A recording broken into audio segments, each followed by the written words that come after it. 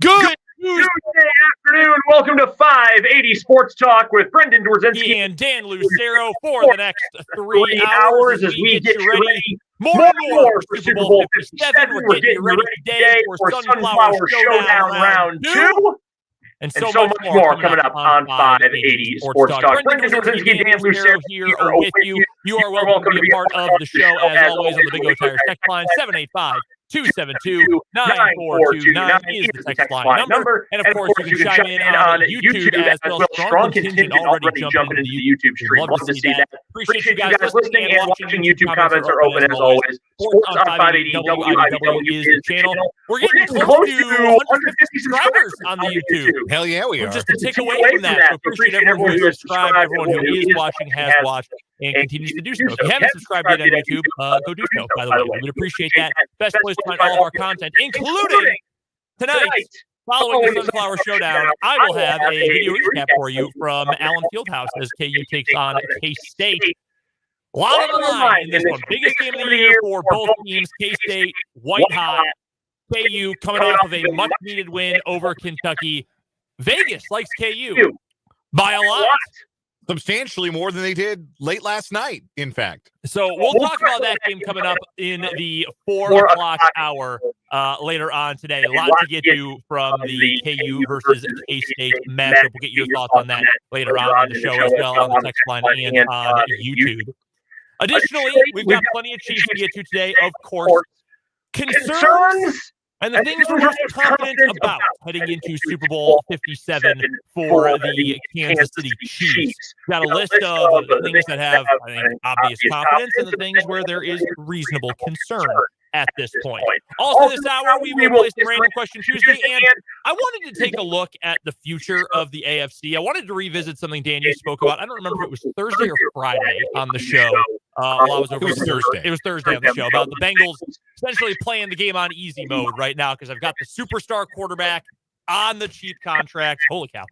Dropping stuff all over the studio. We've got the superstar quarterback on the cheap contract. They've got superstar weapons who are on cheap contracts. They've got great coordinators. And we know in the NFL, when you've got great coordinators, there's always someone willing to swoop in and say, we would like to make that guy a head coach. So I wanted to take a look at, with the Chiefs already asserting their dominance in the AFC and proving they've got staying power, even though Mahomes is now onto the big contract, even though they had to get rid of a guy like Tyreek Hill, who is obviously a big weapon. What does the future of the AFC look like? We'll get to that later on here in this 3 o'clock hour. Also in the 4 o'clock hour today, Michael Swain is going to join us from Fog.net for our 23rd Street Brewery Jayhawk Weekly. And we're going to find our monthly champion in What Is Wrong With You. 911 burglars versus the Ribeye Robin Hood, which means one final time this month, we're going to put the meat suitcase picture up on the YouTube. Cannot wait for it. The meat suitcase. What a phrase. I think that might be a better name for it. I like the Robin Hood of ribeye. Don't get me wrong. I came up with that on the spot and I'm very proud of it. But Meat Suitcase really says it all. Also, Meat Suitcase, one of my favorite metal bands of the 90s. Tremendous band name. So that's coming up in the 4 o'clock hour today. We'll also get to our 5 Sports Talk headlines. Look at some other Big 12 basketball action. How are you feeling? Dan had some interest in a game we talked about yesterday. Remember, let's go back to yesterday's show. You know what the nice thing about the YouTube is? Now everyone can go back and check the tape, either through audio on the website or on YouTube via the stream. We talked about why is Texas Tech favored over Iowa State? That seems real weird. Two of their best players didn't play. The gym was half empty because it snowed and was icy in Lubbock. Yeah, half empty United Supermarkets Arena. And Iowa State led by 23 with 12 and a half minutes to play. And right about then, you felt like, hey, maybe it was a good financial investment to bet Iowa State plus 118 on the money line. The 13th ranked team in the country is a road dog, cruising over a team they had beaten by 34 at Hilton Coliseum earlier this year. And then they forgot how to get the ball over half court. Yeah, and 17 minutes later, you're selling plasma for money. That's essentially where you are. I had to apologize to my wife. We are eating beans out of a can for the whole of February. Do you like spam? Do you like spam for every meal? That's what Iowa State did. You were not the only one, by the way. I didn't get to watch a lot of the game last night. We were busy with stuff at home. I checked my phone, had multiple texts from multiple people saying they had bet either Iowa State money line or spread, and were devastated by the game last night. So we'll talk some more Big 12 hoops later on in the show. And again, you are welcome to be a part of the program here on 580 Sports Talk, either on YouTube, Sports on 580 WIBW, or on the Big O Tires text line, 785-272-9429. We were informed we had a minor audio difficulty, but it has been solved, so we are all good to go on the YouTube stream for the next 3 hours. Let's get to it with the Kansas City Chiefs taking on the Philadelphia Eagles, Super Bowl 57. Dan, you came up with a list of a few things that we should be the most confident about, or that the Chiefs right now should be the most confident about with their program, the entire franchise, the team, individuals, etc., going into the Super Bowl. And a few things that are fair, certainly fair, that maybe we should have a little bit more concern about as we head into the big game in just under 2 weeks. Yeah, sort of a vibe check, really, is all this is, because we don't know what the active roster for Sunday is going to look, or 2 Sundays from now, is going to look like. The Chiefs have some injury issues they want to work through, speaking of concerns that you might have going into Super Bowl 57. But just in general, because I think when you go back to the 2 Super Bowl appearances previous, Chiefs fans had a lot of reason to feel really good going into both of those games. And justifiable. They won Super Bowl 54. I believe they were the betting favorites going into Super Bowl 55. Yes, they were, I think, 4-point favorites. Yeah, and then it became very clear that Mike Remmers was your starting left tackle in the Super Bowl. Surprisingly, Nick Allegretti had some hard times with Vita Vea. Yes. Who would have thought? So it turned out that 5 guys who are basically bouncers, Andrew Wiley, and 4 guys who are either out of the league or not starting in the league. That was not a good plan to try and slow down that Tampa Bay defensive line. When Mike Remmers is starting for your team in a Super Bowl, you're going to have a bad time and you're not going to win. There's historical precedent for that now. Tape don't lie. Once is an accident, twice is a trend.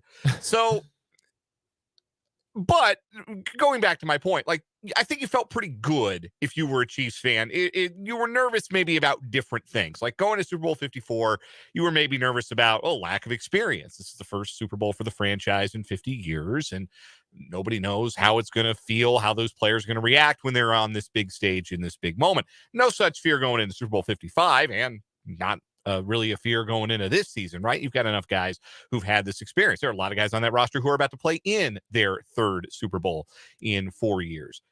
But just kind of in general, the things that you're confident about, I think, as a Chiefs fan, number one, you have the best player on the field. Yep. And I think you could argue you have the 2nd best player on the field. And I think you could also argue you have the 3rd best player on the field. And that's a pretty good advantage to start with. All due respect to the Eagles, who have an incredibly good team and a lot of guys on that roster who are outstanding players. If you're going into the game with Patrick Mahomes, Chris Jones, and Travis Kelce, you're probably going into most games you play with the 3 best players, 3 best football players on the field. And that's even if Patrick Mahomes is still fighting off the effects of a high ankle sprain. And that's even if the back is flaring up a little bit for Travis Kelce. Can I get you some breaking news real fast? Yeah, you sure can. I'm just looking at it. According to Adam Schefter, the Saints and Denver Broncos are finalizing compensation in return for Super Bowl winning head coach Sean Payton, clearing the way for Payton to sign with the Broncos to become their next head coach. Wow. Now, the way that Ian Rappaport is wording this is different. That the Broncos and Sean Payton have ramped up talks. A trade and contract must be worked out, and the sides are working. So that doesn't feel as imminent as Adam Schefter's report does. Because Adam Schefter flat out says Payton is expected to head to Denver as his next head coach. In fact, he said the same thing in 2 different sentences. Yes. This clears the way for Payton to sign with the Broncos to become their head coach. And then immediately says, and so Payton is expected to go to Denver as its head coach. Mr. Editor should have helped out on that one. Yeah, this is a fairly significant breaking news that Sean Payton might be coming to the division to work with Russell Wilson and no first round picks probably for this year and next. I would imagine that would be the draft compensation if that does indeed come to fruition. Good for the Saints, man. They could have just let him sit there. Right? Like, what are you going to do? All right, just be on TV? Okay. Now they don't have to pay him, and they're going to get picks for it? Wow. Yeah, but the difference in reporting here is really fascinating. That Schefter says they are finalizing the compensation, and Rappaport says they are working on the compensation. That's really interesting to me. Yeah. Mike Garafolo from NFL Network adds on that the Broncos were led back to where they thought they would land in the first place. So it does sound like this is indeed going to happen. I also saw, speaking of coaching news, the 49ers have already started requesting interviews for new defensive coordinators, even though D'Amico Ryans hasn't even been hired by the Texans yet. Right. They're already doing coach interviews for their DC. So yeah, that's pretty significant news. But let's also not rule out Jim Harbaugh one more time going to try to, be the coach of the Broncos. Yeah, maybe Oakland's still in play for Jim Harbaugh too. Certainly might be. Sorry to cut you off, but that is pretty significant. Yeah, news. we had to touch on that as it was happening. So more from Schefter. 2 potential packages for Sean Payton. A first-round pick for the Broncos this year and next year's second-round pick for Payton and a third-round pick next year, or Denver's first-round pick next year and its fourth-round pick this year. So a first, and interesting that it would just be one first-rounder, because Mickey Loomis has said we want multiple first-round picks. I would take that second choice. You know why? There's a chance that team is miserably bad next year. Like that Saints roster, bringing back Dennis Allen, bunch of old dudes. They might suck. You know what might happen if you really, really suck next year? You get to pick Caleb Williams in the draft. Yeah. I would take that second offer and get 2 first-round picks next year. Yeah, I think that's what I would do. That's, I think, exactly what I would do. I would imagine too that that for Peyton's part in this, he's going to make so much money. And he's already got his ring. He's already cemented his legacy. Like this feels like a money play. Oh, okay. Oh, man, this is coming in fast and furious. Deal has been agreed to. Yeah, Rapport says it's done. First round pick this year, early pick next year. Wow. I love when stuff like this happens. It all just comes so quickly. We get insider wars.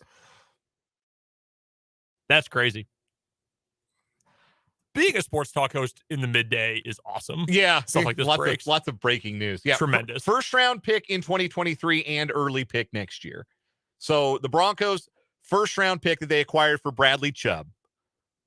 So that is pick like 18 or so? 20. 20, okay. Yeah, pick 20. And then an early pick next year, which based on what Adam Schefter suggested here, it would be a second round pick. If you're trying to draw lines between what both insiders are hearing and are beginning to report. Wow. Also, no, it's actually pick 30 for the Broncos. Is it 30? Yeah, you're right, because Seattle's pick is 20. Yeah, well, yeah, Seattle is picking 20. Miami had 21 and 30. Right. But they had to trade 30 because that was San Francisco's pick because they lost their own pick. This is getting into like NBA draft territory. Yes, Miami lost their own pick. That was punishment from the league. Yes, right? For tampering. For tampering, yeah. So they only had one first-round pick. That was the 49ers pick. Yeah. And they traded that pick to get Bradley Chubb. Well, interesting. Now I really would have thought you would have waited a year to take the pick if you had the choice. I mean, pick 30, that's first round pick. You get the 5th-year option. That's valuable, but that's and they're giving a pick back. So I think Schefter's going to assume that Schefter was right. First rounder and a second rounder in 2024 for Peyton and a third rounder in 2024. Wow. I think the Saints win that deal regardless, to be honest with you. Peyton's a good coach, man, but I don't see the vision with the Broncos right now. Well, this is the thing. Like, Sean Payton has been a great coach. He's been a Super Bowl winning coach. He won that Super Bowl in 2009. Yeah, it's been a minute. the end for Peyton and Drew Brees together in New Orleans, like, didn't always look real good. That Super Bowl title got its learner's permit this year. Like, it's been 14 years, man. So the end of the Peyton era, they did have 4 real good. They had 4 division championships in a row, 4 double-digit seasons in a row. They had before that 3 straight 7-9s and 4 out of 5 7-9s. Then they were able to rebuild the team a little bit as Breeze started to kind of lose it a bit. Yeah. And Peyton's last year, first year without a Hall of Fame quarterback, they were 19th in points per game, 28th in yards per game. That was Peyton without Drew Brees in New Orleans. Mina Kimes puts this a really good way. The ideal offense for Russell Wilson at this point in his career is markedly different from what Peyton is known for. I'm fascinated to see what they do from a scheme standpoint. I would agree with that. I will give the new ownership credit for Denver. They clearly said, we want a winner and we're going to go find the most proven one we can. And I honestly, good. That's how you should do it. That's how you should operate a franchise. I just am not sure that it's going to work. Would you trade a first round pick for any coach? No. I wouldn't trade it's the talent that wins. It's not the scheme, man.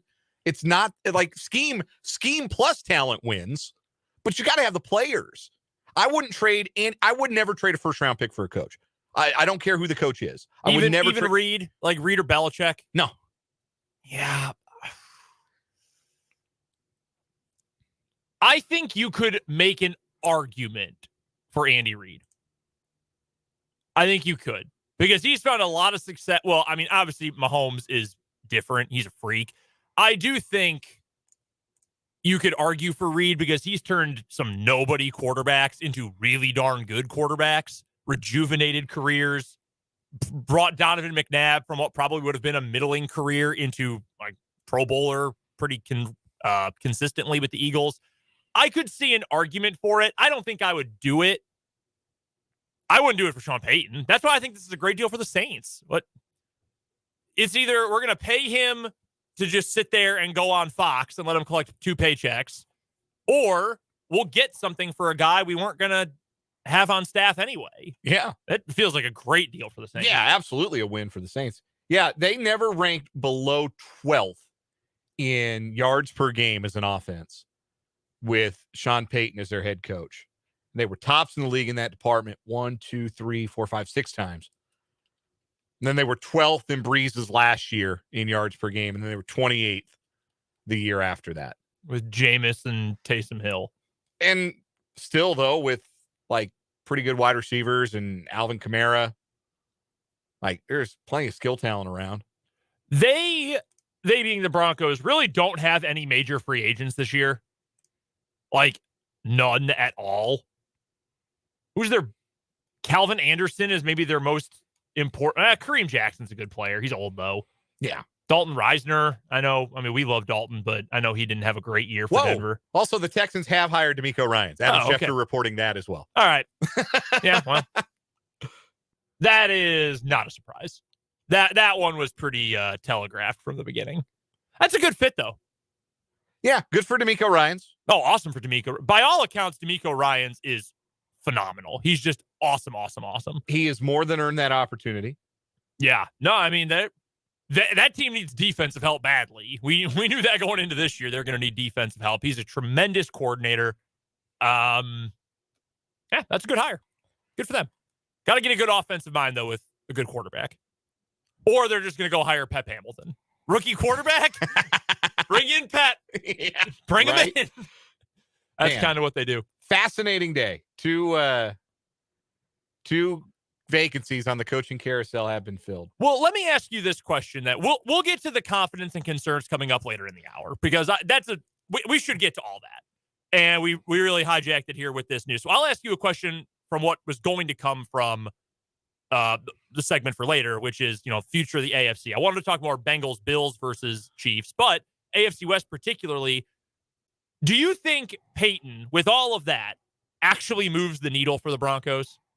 Like, is there enough juice there for him to actually make them, I'm not even saying, compete with the Chiefs atop the division or even the Chargers at the top of the division, but are they good enough to make some noise just by making that move? They don't have enough good players, man. Like, I don't think so either. That's what it comes down to for me. Like, yes, the Broncos have been mismanaged, and Nathaniel Hackett was completely over his head as a head coach. If they'd had a replacement level head coach last year, they probably would have won more than 5 games.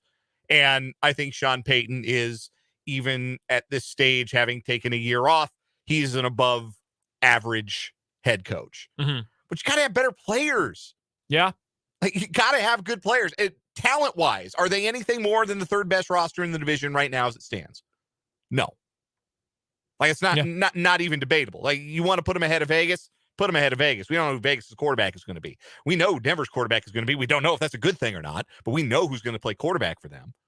So, yeah, you put them third, but they haven't beaten the Chiefs in 7 years. Like, head-to-head, haven't beaten them in 7 years. And the Chargers are well past them in the talent department, too. So, I have said this before. I've said this on social media. I think I've said this on here. The Denver Broncos as a franchise have had a savior complex ever since John Elway retired. I mean, that is the ongoing storyline. That is the ongoing through line for everything the Denver Broncos have done since John Elway retired after they won Super Bowl 33, is who is our savior? Who will save us? And for years, it was, Mike Shanahan. He's the mastermind. He can figure anything out.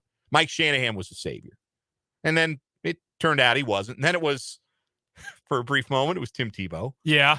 But speaking of saviors, wasn't really him. So when John Elway was into the front office, John Elway, winner on the field, he'll be a winner off the field. And that kind of worked out because they brought in Peyton Manning and they brought in some great free agents on defense and built a championship winning team that went to 2 Super Bowls. But then there was a law of diminishing returns on Elway's draft capital, and they could never find the quarterback. So particularly here in recent years, it has been, we just got to find the right coach, or we just got to find the right quarterback. And they keep swinging and missing and swinging and missing and swinging and missing. They swung and missed with Vance Joseph. They swung and missed with Vic Fangio. They swung and missed with Nathaniel Hackett in so many ways. They swung and missed. That's like the Bugs Bunny cartoon where the guy swings and misses like 27 times before the pitch even gets to home plate. Yeah. Like, that was the swing and miss on Hackett because they thought they were going to get Rodgers, and it didn't happen. And they settled for Russell Wilson. They paid Russell Wilson, and he looked shot, or at least adjacent to shot. So that's what you're stuck with because you signed him to the contract. The ink's dry. You're stuck with Russell Wilson, and you have to figure that out. So now that's where the savior complex enters again. We just need to find the person who can salvage Russell Wilson in his mid-30s. A short, mobile quarterback who's not as mobile as he used to be. Who's also very arrogant. And I guess the line of thinking is, well, Sean Payton made it work with Drew Brees. Drew Brees, also short quarterback, wasn't the most mobile quarterback. Sean Payton made it work with Drew Brees. Drew Brees and Russell Wilson are very different football players. They're completely different football players. Very different football players. If you're just looking at the two guys and you say, oh, yeah, they're both short, totally reductive for Brees and for Wilson. The difference is the stuff that made Brees great helped him stay great. The stuff that made Wilson great is beginning to erode because that's what athleticism does when you get in your 30s and you play football. So I guess what you think about this goes back to, do you think anything is salvageable with Russell Wilson? And I think the most you're going to get, the best case scenario you're going to get from Russell Wilson is the guy who's just about average. And average is not winning you squat in a division with Patrick Mahomes and Justin Herbert for the next half a decade. No, I mean, you really only need that first name in there. It's not winning you anything with Patrick Mahomes. It doesn't matter who the quarterback for the other team is. Right. Yeah. I do think it's interesting. We do have to get to a commercial break. And again, we'll get back to the Chiefs in the Super Bowl coming up here in just a little bit because I do want to get to all that. Looking at the recent Super Bowl champions, it is interesting that most of the ones in recent memory, and I know this is heavily clouded by 3 championships for the Patriots and Bill Belichick, but it really has been very good or great coaches who have won the Super Bowl in recent years. McVay, I know you're not as hot on McVay as many people are, but he's still in, the upper tier. I wasn't, but he made it work. I think he got better as an in-game coach, better at making adjustments. I think the league adjusted to him pretty sharply, and I think then he proved he could adjust back. So I give Sean McVay his credit now. I do know your thoughts on Bruce Arians. I do know how you feel about him. Bruce Arians thinks he invented football. That's my problem with him. But Andy Reid, Bill Belichick, I think Doug Peterson is a great coach. I really do think he is in that kind of upper caliber, maybe just a little stubborn sometimes when it comes to dealing with management. The last one who I would put in like a very middle of the pack category, funny enough, was the head coach of the Denver Broncos when they won Super Bowl 50. No one was like, yes, Gary Kubiak, rename the Lombardi Trophy for him. They keep hiring his kid. God, the ultimate just epitome of nepotism. Like Pete Carroll's in that group. I think John Harbaugh, at least he used to be, I don't know if he is anymore, but he's up there in that group. Then you get to Tom Coughlin and Mike McCarthy when you get to the mid-40s in Super Bowls. But it is interesting versus the teams that have lost Super Bowls. Kyle Shanahan, Zach Taylor, Dan Quinn, Ron Rivera, like kind of a different element. But I don't know that Sean Payton's still in that first group. I don't know how much he was in the first place in that group. So I get why Denver did it. I applaud them for going for it, so to speak. Is he Mike McCarthy with a year-long ban in his past, or? I literally just saw a friend of mine tweet, "Good for Diet Mike McCarthy." So who's to say? We will get to the Chiefs and Eagles coming up here in a little bit. First things first, we're going to take a break. We'll play some Random Question Tuesday next on 580 Sports Talk.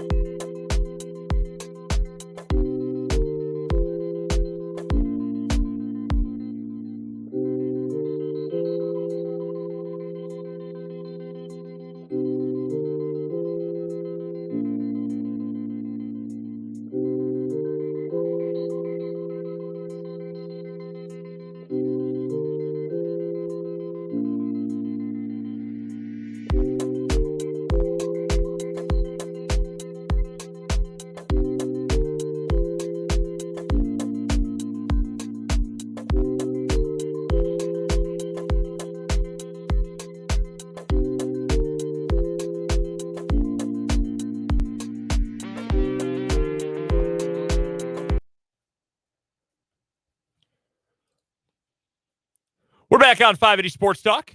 Brendan and Dan here with you on this Tuesday afternoon. Thank you so much for joining us.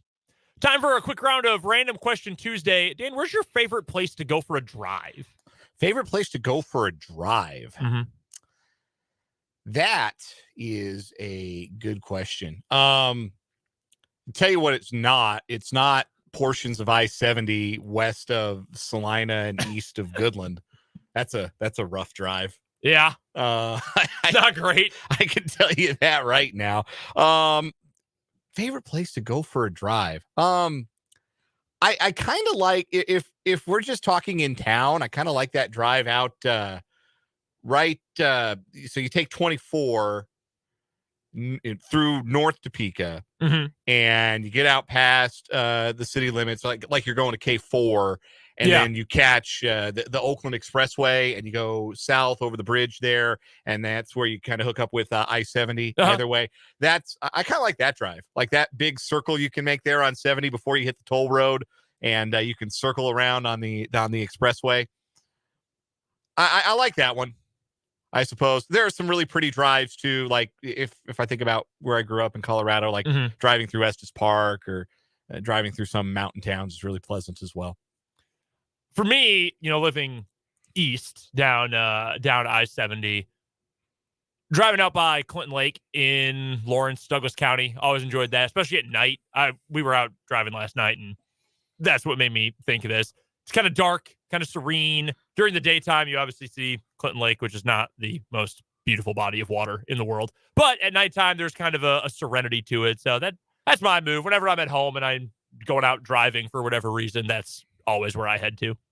I also just know where to go without needing to look at a map or anything. So it's always the easiest place to go to. Sure. What's your story today? So my random question today goes to a story that is making the rounds on social media today about a 22-year-old woman who suited up in a junior varsity girls basketball game in the state of Virginia. Alicia Boykins, 22 years old, an assistant coach at, Churchland, Virginia? Yes. Churchland, Virginia High School. The Truckers, by the way. Churchland Truckers. What an awesome, incredible name. Mascot. Love the unique mascot at Churchland High School in Virginia. Anyway, the JV basketball team at Churchland High School, the JV girls, they were a little bit shorthanded. So a 22-year-old suited up in place of a 13-year-old who was on the team and couldn't make it due to an obligation with a club basketball team. As she played in this JV game, and there are highlights of her giving these kids buckets and blocking their shots. And it's all very, very humorous. Churchland has responded by A, firing Boykins, and B, canceling the rest of their girls' high school basketball season. Sheesh. So they are duly embarrassed, as they should be. But yeah, right. My random question is this. If you played in a JV basketball game right now, what's your line? Points, rebounds, assists. What are you putting up if you're given like rotation minutes in a JV basketball game? I'm going to tell you this right now. 0 assists. I'm not passing the rock once. I'm going downhill. I am attacking. No drive and dish with this offense. I'm getting mine. Here's the issue with this question for me. I'm not good at basketball. Like, if I had any sort of talent or I had a heyday, I was real good in high school or something, I'd say, oh, yeah, I'm getting 25. I'm getting 25 and 8 boards, and 7 of them are off my own misses. I'm getting the putback. I'm sprinting the floor. I'm cherry picking.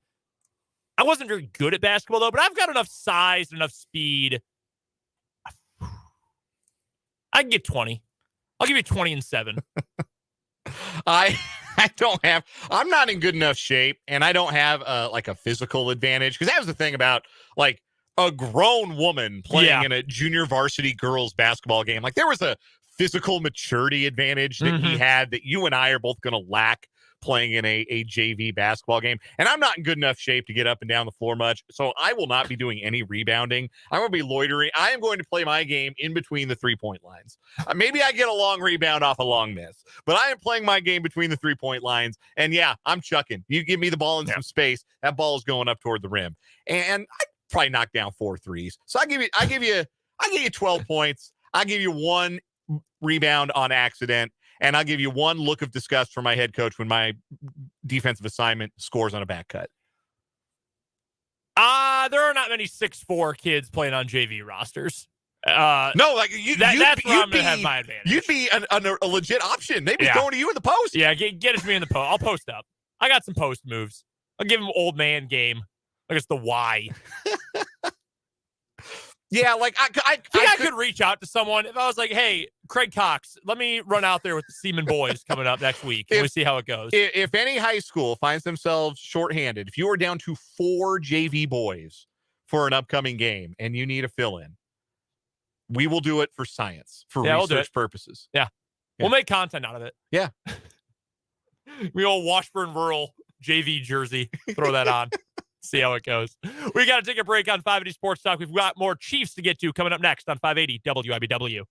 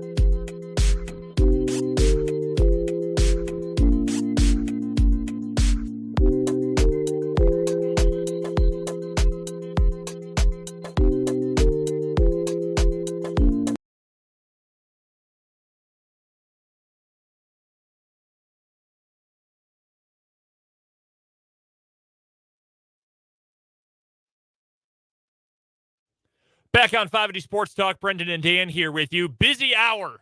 Breaking news in the NFL head coaching world. And Ian Rappaport just made it even better by tweeting during the commercial break. Unbelievable. Great start. it's a click hole link. Unbelievable. My garbage son did this. No, Ian Rappaport tweets out, unbelievable. The Broncos spent today trying to hire DeMeco Ryans again, all caps, before he recommitted to the Texans. When he agreed to terms with the Texans, they moved and finalized Sean Payton. You know what the problem with this is? Well, there are a lot of problems with this. This is exactly what George Payton did last year trying to get Aaron Rodgers. To a T. Right. To a damn T. The day Aaron Rodgers said, yeah, no, I'm coming back. We have to work out the money, but I'm coming back. New contract. I'm returning to Green Bay. The same day, the same afternoon, the Broncos pivoted to, all right, fine, we'll trade for Russell Wilson instead. Here's Drew Lock and a bunch of picks. I mean, how? Not great, man. Well, I mean, very funny.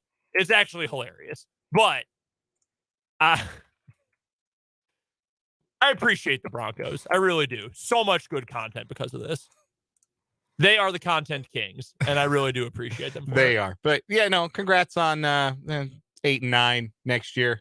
Maybe they can score a win over the Chiefs here in the next 2-3 years. Remember when Nathaniel Hackett didn't know how to tell time? So they had to hire a guy to tell time for him. Nathaniel Hackett. He will always be one of my all-time favorite NFL coaches.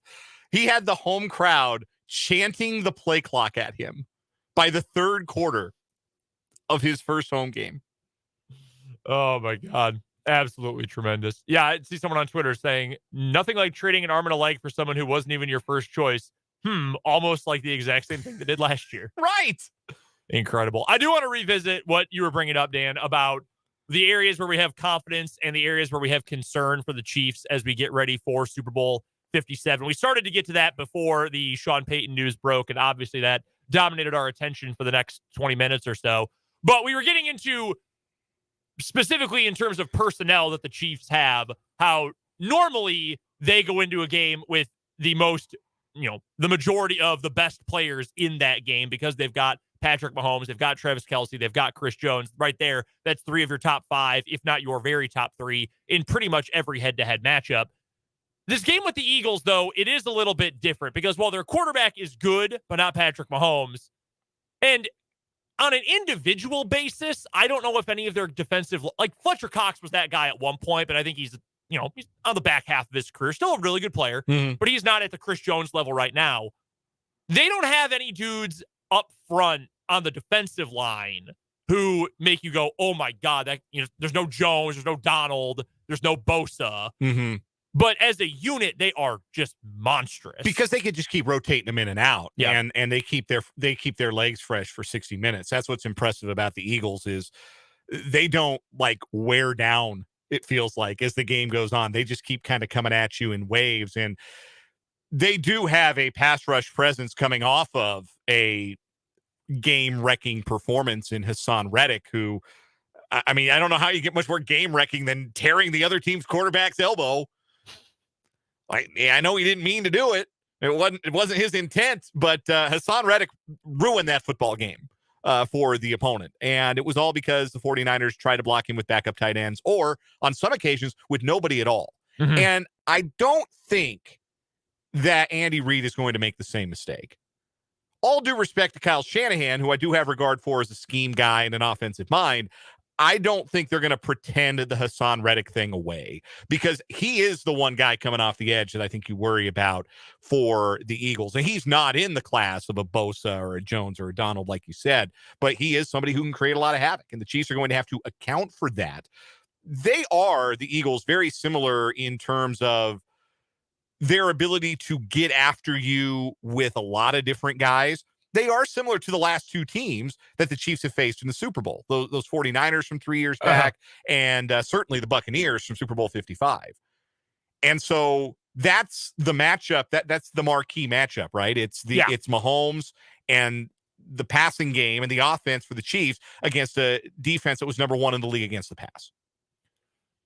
I am curious what that matchup is going to look like as the Chiefs try to eliminate the issues that come with facing Hassan Reddick and come with facing that defensive line.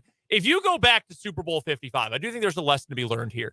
The offensive line was terrible. Obviously, we know how bad it was. But the Chiefs intentionally did not do a lot of chipping. They didn't leave Kelce in. They did not leave extra tight end help in all that much to try to help out, at least on the edge. Does that change here, or is that a philosophical thing that Reed and Bieniemy and Nagy too are not going to want to make an adaptation to? I just think it's an interesting question. Yeah, I would think part of the chess match, right? Right, and I would think, all right, Noah Gray, you might not catch a lot. Blake Bell, this feels like the Blake Bell kind of game. Like, Blake, you're going to stay in, you're going to chip. You're going to run 3 routes the entire game, but you're going to play 40 snaps, and you're going to help out, and you're just going to bump into Hassan Reddick. And I know that teams don't always love that. And offensive line, I think, in fact, Mitchell Schwartz has talked about this on Twitter before, that it's easy to say, well, just chip him. Put the extra tight end in. Leave the fullback in. Add extra pass pro. I do think it was Mitchell Schwartz that I'm drawing from. But he said, look, that's actually harder sometimes for offensive linemen because if you're right tackle, if you're Andrew Wiley, you've been watching the film, you know what tendencies to look for. You know what Hassan Reddick is going to want to do to beat you. Now, you still have to hold him off, but you know what he's going to do. Blake Bell comes up, throws a shoulder into him, and then bursts out for a route. All of a sudden, yes, you got a little timing help, but you don't know where Hassan Reddick's coming from. Is he going to go back to where he originally wanted to go? Is he now going to try something interior off your opposite shoulder? What's it going to look like? So there is kind of a philosophical, understanding that this might work in some cases, might not work in others. Maybe Orlando Brown responds to that better than Andrew Wiley would, or vice versa. I do think that is interesting to note. In terms of biggest concerns for the Chiefs as well, you listed a few here. Depth-wise, we talked about this on Mic'd Up today. I was cross-talking with Jake and Fulton, and he asked, Jake asked, who is the most important piece to get back? Is it who got banged up in this game on Sunday? Is it Juju? Is it Kadarius Toney? Is it Willie Gay? Is it L'Jarius Sneed? I said it was L'Jarius Sneed who is the most important individual piece because the Eagles have so many weapons. They've got a good quarterback who's going to have time to throw. And look, you need all the help you can get against Devonta Smith and A.J. Brown and Dallas Goedert, etc. I thought wide receiver-wise is the least important. Now, not that I'm saying Juju is not an important piece of this offense or that Toney's not. They absolutely are. But when you've got the quarterback who can make every throw, I trust him to be able to make throws if needs be in a pinch to Jody Fortson, to Noah Gray, to Marcus Kemp, maybe Sky Moore, whoever it ends up being. I think having your defensive pieces out there, Willie Gay included in that, more important than offensively. But just in a general sense, are you concerned at all about where this depth is? And Matt Derrick spoke to the guys earlier today from ChiefsDigest.com as well and said things are certainly up in the air with both Juju and Toney going into these next 2 weeks. Do you have any major concerns about where that depth is? On wide receiver, I do. And the reason for that, there are two reasons for that. And their names are James Bradbury and Darius Slay. Mm-hmm. And those are two of the best corners in the league. And I think as good a corner duo as any team has in the league, there are going to be some plays. There are going to be some third and mediums, some third and longs where the Eagles are going to get some pressure and somebody's got to win their one-on-one and get open. And if you don't have Juju and you don't have Kadarius Toney and you don't have McCole Hardman, that's three guys that can win a quick one-on-one. Not every time. Nobody wins 100% of the time on one-on-one except like maybe Tyreek Hill with that kind of speed. But like you need guys who can get open right away. The Chiefs lost that in the second half against Cincinnati, and I think that was evident really late in the game, and I think it played into the Chiefs' decision to punt the ball away on 4th and 8 in plus territory at the very end of that game. I think that played into it. If they had a guy who could win a one-on-one and get open on a quick slant or something like that, they would have gone for it on 4th and 8, I think, with that game tied. And they didn't think that MVS was that guy who could win a one-on-one or that Sky Moore was that guy, and certainly not that Marcus Kemp wasn't that guy who could win a one-on-one. Now, in all likelihood, the Chiefs will get Justin Watson back for the Super Bowl. And that vertical, if nothing else, that vertical threat helps stretch the defense. And and there's trust there. Like there's obvious trust with Mahomes and Justin Watson. But man, they need one of those guys to be able to win a one-on-one, to be able to make a back shoulder catch, to be able to get open on a quick slant if the Eagles decide to bring 6 or 7 on a 3rd and 5. I really, if I had to say what my biggest worry for the Chiefs is for this game that is going to be played 2 Sundays from now, it's, are they going to have enough healthy bodies at wide receiver to make the passing game really sing? Because I don't know that the Chiefs are going to be able to run the ball a lot. I think they're going to be in a lot of 3rd and medium, 3rd and long. And I know there are Chiefs fans, and I'll make the same joke too. Hey, better that than 3rd and 1, right? But you got to win matchups. You have to win one-on-ones in those 3rd down situations. And the more guys the Chiefs have who can do that, the better off they'll be. We've got to take a break for our national and local news here at the top of the hour. Coming up, though, in the 4 o'clock hour of 580 Sports Talk, we'll get to our preview of the Sunflower Showdown, the Clash on the Caw. Shout out Jesse Newell. KU versus K-State tonight. KU heavily favored, relatively speaking, over K-State. Why is that? What's it going to take for KU to win? What's it going to take for K-State to win? We'll also be joined by Michael Swain of Fog.net for our 23rd Street Brewery Jayhawk Weekly, and we'll find our January champion in What Is Wrong With You. Don't forget, you can be a part of the show on the Big O Tires text line, 785-272-9429. Hit us up on YouTube as well. The channel is Sports on 580 WIBW. We've got more 580 Sports Talk coming up at the top of the 4 o'clock hour.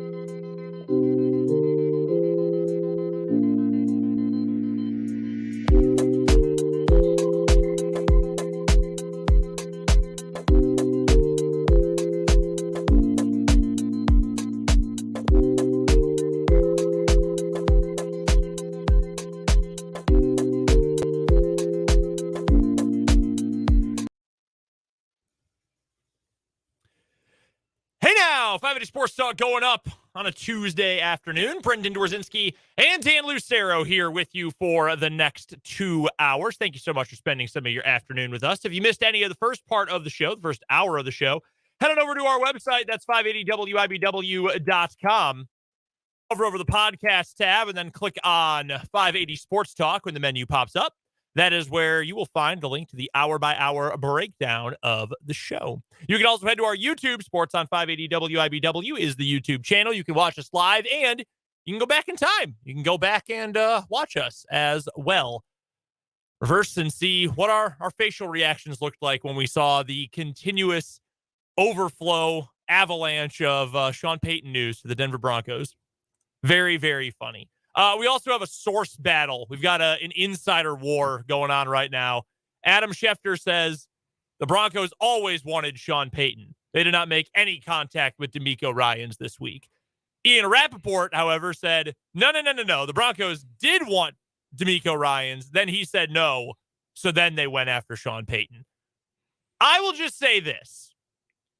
One of these two guys previously covered the Denver Broncos and had sources within the Broncos organization.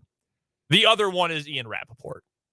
So, would it surprise me if somebody, I don't know what the address is of the Broncos headquarters. What is it, Dove Valley? Yeah, Dove Valley, yeah. Would I be surprised if someone at Dove Valley said, hey, Adam, do me a favor?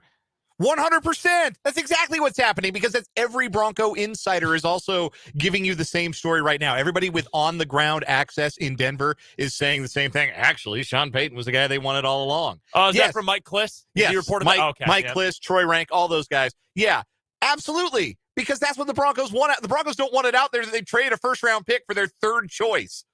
Because that's what Ian Rappaport went on NFL Network and said. They wanted Ryans. He said no. They really wanted Harbaugh. He told him no twice. Finally, they doubled back to Sean Payton. But just to be sure, they contacted Ryans one last time, and he said no again. So they moved forward with trading for Sean Payton. Well, there's the funny part about it for the Schefter report. He was the one the other day who reported that the Broncos talked to Harbaugh again. So, again, I'm just keep one eye open on where some of this information is coming from. Something to keep an eye on. Here in this 4 o'clock hour, we've got plenty of Sunflower Showdown to break down. KU taking on K-State tonight at Allen Fieldhouse. We'll talk to Michael Swain later on this hour. Our Jayhawk Weekly brought to you by 23rd Street Brewery with Michael Swain of Fog.net. And we'll pick our monthly champion for What Is Wrong With You. We've got Meat Suitcase versus the 911 burglars. Two very good stories. This is minus 800 on the money line, if not stronger for one of those stories in particular. That's coming up later this hour. Of course, you are welcome to be a part of the show. If you want to go, hit us up on YouTube in the comments section. You can do so. Our channel, once again, Sports on 580 WIBW. That is where you can find us, comment, subscribe as well. At the top of the show, we were almost at 150 subscribers for the channel, which is a pretty cool mark. We have passed that mark. You guys are the best. Thank you for subscribing to the channel.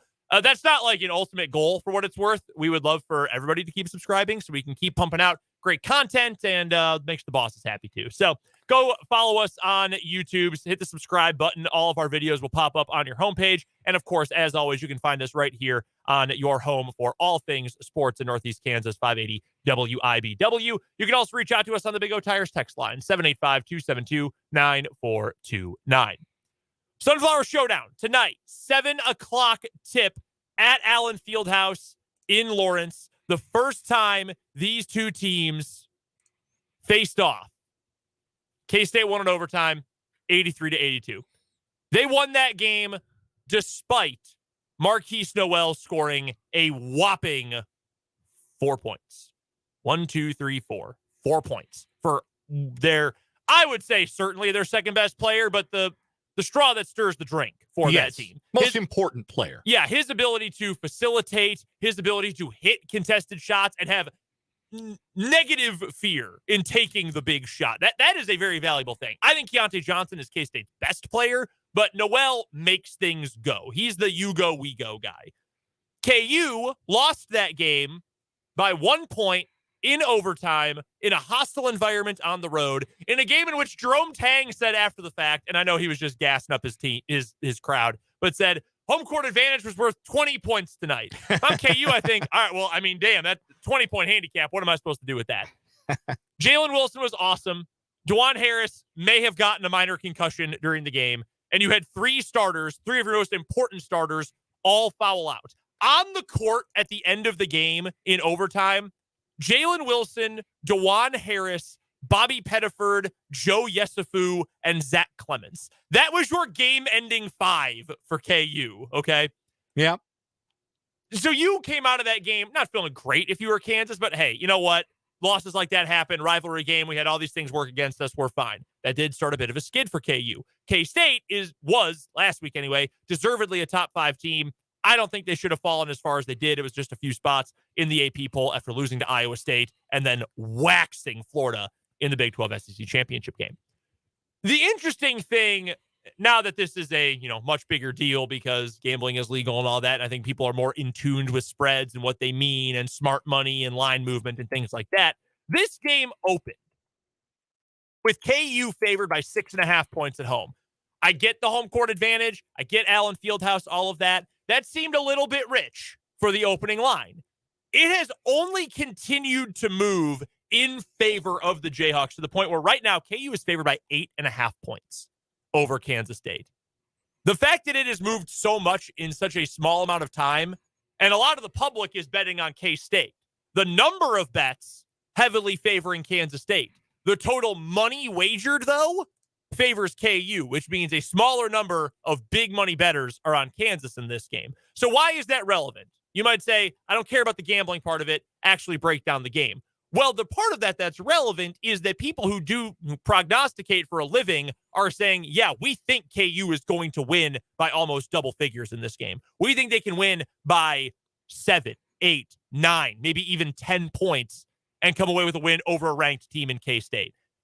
Now, I think K-State's really good, but I also think KU is going to win this game. Learn the lessons from the last time these two teams faced. I don't think you're going to end up in terrible foul trouble. I don't think that Grady Dick is going to end up having another terrible shooting game because he started to pick it up. Kevin McCullough is starting to get his footing back. DeJuan Harris really needed to see the ball go in the basket last game. Same with KJ Adams, really. Both of them did. Harris had 8 points. Adams had 17. KU is at its best when everyone is contributing. When it doesn't just have to be the Jalen Wilson show. When he looks like a top 5 player in the country, not the most important player in all of America, right? KU got that against Kentucky. They need to ride that wave of momentum. They need to make adjustments from the first time these two teams played. But I think Kansas will. I trust Bill Self in a home game. I trust KU is going to get this done. You could also make the point, and I know this is a different K-State team, different energy, different players, different coach. I understand all of that. 2 historical notes for you. Only twice in the Bill Self era has KU lost to the same team twice in one season. That's remarkable. 2018 against Oklahoma State. It was very funny it happened that year because KU was playing so well. They made the Final Four, and it was Mike Boynton's first year. That team sucked. Yeah. They were no good. They made like 1,000,000 threes in the game at Allen Fieldhouse. Yeah, I remember. And the other one was 2021 Texas. We remember that, that Texas team beat KU by 25 points at Allen Fieldhouse. Yeah. It was not pretty. By the way, while we're talking about this, we have a question on the YouTube comments. Yes, we are going to have the game tonight. 580 WIBW. We will have the K-State broadcast of the game. You're home for Wildcats Athletics. So if you want to listen to the radio call with Wyatt and Stan, you can do so right here. Anyway, back to the point about this game, a historical perspective. The last time that Kansas State beat KU in 2 Big 12 games, 2 conference, it was Big 8 at the time, but beat KU twice in basketball and also beat KU in football all in the same season, 1982, 1983. I would not be born for another 11 years the last time that happened. Okay, that is 11 years older than me. That is nearly 40 years ago, 39 years ago. That's astonishing that it has been that, 40 years ago. It's a full 40 years ago since that happened. Let me get the math correct here. His history is on KU side. Bill Self is on KU side, and that's not a slight at Jerome Tang. It's hard to win on the road in Big 12 play. I think KU is going to make the adjustments. I think they're going to get it done. So my question for you then, what is K-State going to have to do with the flip script the script flipped, this time. Last time, crazy environment at K-State, all sorts of momentum, huge buildup for the game. K-State gets it done in the clutch. This time, Allen Fieldhouse is going to be nuts coming up tonight. Going to be a ton of media folks there, a lot of anticipation and buildup for this game. All eyes from around the Big 12 are watching this game because if K-State wins, and KU is suddenly 2 games out of the running in the Big 12 and has lost both times to K-State, that makes the race look a whole lot different and makes KU look far more mortal than they often do. So, being as intimately familiar with this K-State team as you are, what is Kansas State going to have to do to win a second consecutive matchup with this team? Well, it's going to be all about the complementary players. And it really was in the first meeting, right? You mentioned Marquise Noel didn't have a great scoring night. He facilitated and he made the offense go, and he made some really big defensive plays down the stretch. So he was impactful in other ways for Kansas State. And a guy who's on the floor that much and that important to the team, he's always going to make an impact on the game, regardless of what the number in the points category in his final stat line looks like. But they got 24 from Desi Sills that night, and they got 15 from Naquan Tomlin that night. Sills, I don't think, has scored 24 total points since that KU game. And he may not have scored 12 total points since that KU game. He's been a different guy. He was 0 from the field against Florida. And Naquan Tomlin was back in double figures on Saturday against Florida. He had 11 points, but that was his first double-figure game since the KU game. Generally speaking, when you talk about those complementary guys, like your big game guys, your best players, they're good anywhere you play.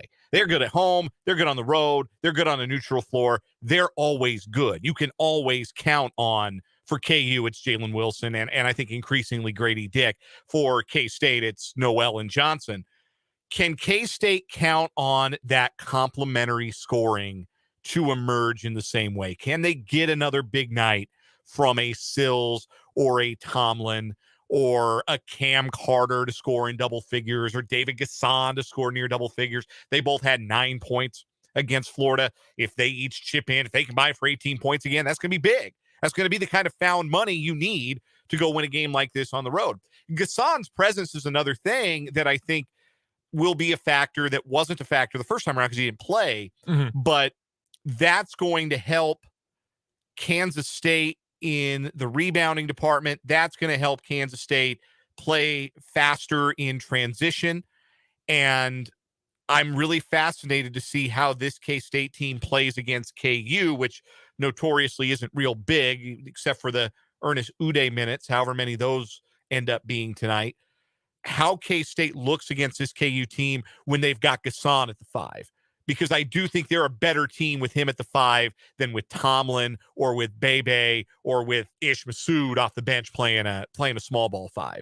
So those are the two biggest things for me. If Kansas State can get that complementary scoring again, which again, most teams can't count on that on the road. That's why it's harder to win on the road than it is at home. Yep. When you're at home, everybody's comfortable. When you go on the road, some of those guys that aren't the man, they get a little uncomfortable. But flip side of that, Desi Sills is a vet. He's played a lot of college basketball. He knows he had a good game against those guys the first time around. He should have some confidence. So the complementary scoring and then what the matchup looks like on the interior. Is Kansas able to get easy baskets? Because they had Naquan Tomlin in the mixer on the pick and roll in that first meeting. They got a lot of baskets on the pick and roll.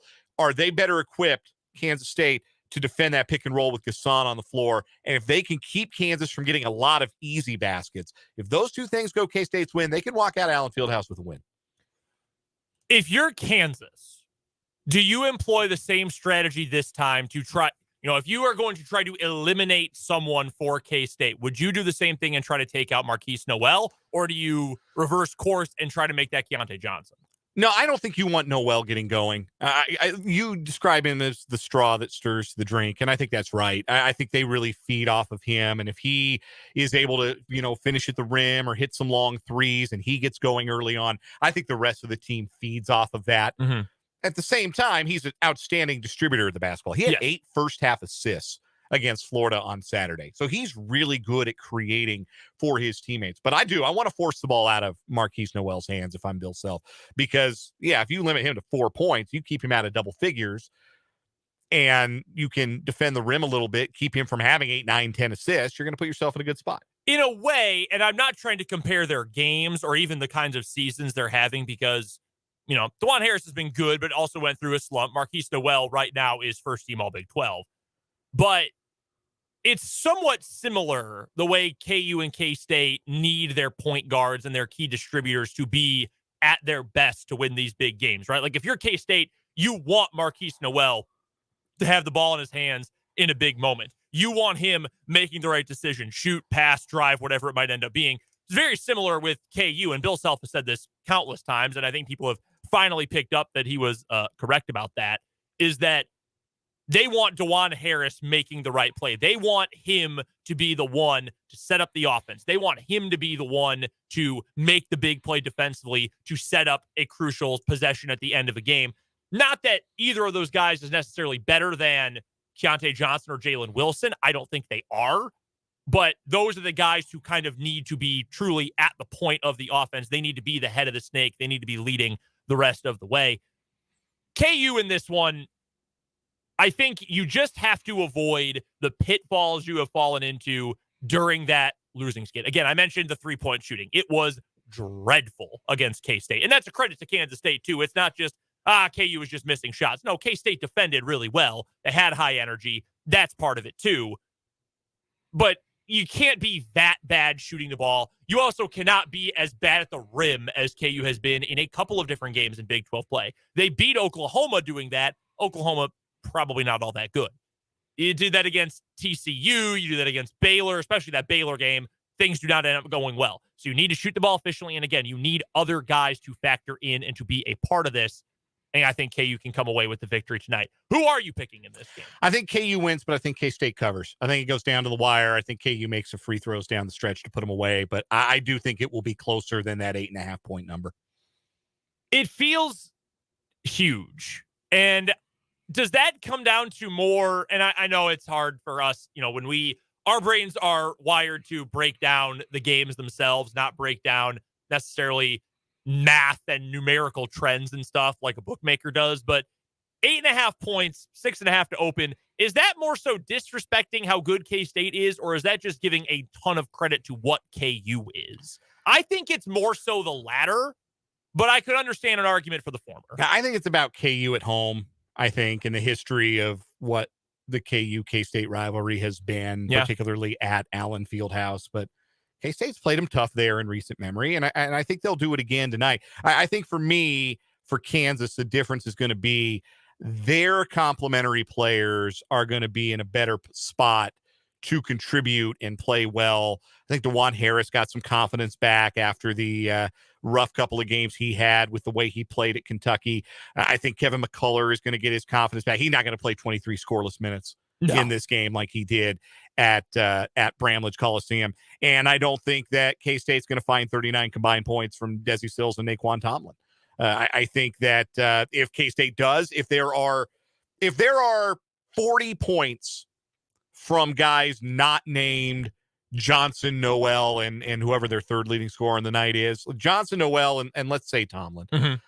If they get 40 points from not those guys, they're going to be in a really, really good spot. But I think that will be harder on the road. Yeah, I think bench minutes, bench production are both going to be big in this game. And for KU, that essentially comes down to two things.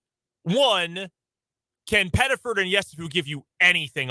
Hell, even if they're distributing and not scoring, you need them to do something offensively to give a break to Dick, to give a break to Harris, and really to give a break to McCullough as well. And I know there's plenty of trust in Pettiford defensively, but those guys have to give you something on offense. And the other one, more importantly, is Ernest Uday. If Adams gets in foul trouble, can you rely on Ernest Uday against not your traditional big men for K-State? We've hammered that point over and over and over again this season. Very athletic in the post, though. David Gasson, I've already seen Cole Carmody from Go Power Cat, who we've had on the show before, and we'll talk to Tim Fitzgerald tomorrow. He said he thinks David Gasson is going to be the biggest X factor in this game. And truthfully, this is a matchup where KJ Adams, I think, has earned the benefit of the doubt in matchups where he is the undersized big, which at this point is every game. But he has earned the benefit of the doubt because he's played so well this year. But there is always the risk that being that undersized guy, can you rebound well? Can you box out well? Can you deflect or redirect shots at the rim? Can you avoid foul trouble? Adams gets into foul trouble early. KU does not have the benefit of two bigs they can throw in off the bench and say, all right, go out there. True traditional bigs, Ejiofor and Uday, that they can just throw out there to eat up some time to save a few minutes for KJ Adams. They don't have Ejiofor. Ejiofor has a boot on his, I don't remember which leg it was. I think it was his left, but I don't want to speculate. They don't have that. So Uday's got to be good when he's in there, and Adams cannot get into foul trouble like he did the first time these two teams met up. Or you're going to end up in another situation where your five in a clutch moment might be Zach Clemens. And that did not go especially well the first time. I think it's going to be a lot of fun. Let us know what your prediction is for this game. Give it to us with the spread. Give us your prediction outright, whatever it might end up being, in the comment section on YouTube, Sports on 580 WIBW, and of course on the Big O Tires text line, 785-272-9429. Let us know what you think the Sunflower Showdown is going to look like. We're going to preview the game coming up a little bit later on this hour with Michael Swain of Fog.net and our 23rd Street Brewery Jayhawk Weekly. But coming up on the other side of this commercial break, we'll find our January champion and What Is Wrong With You right here on 580 Sports Talk.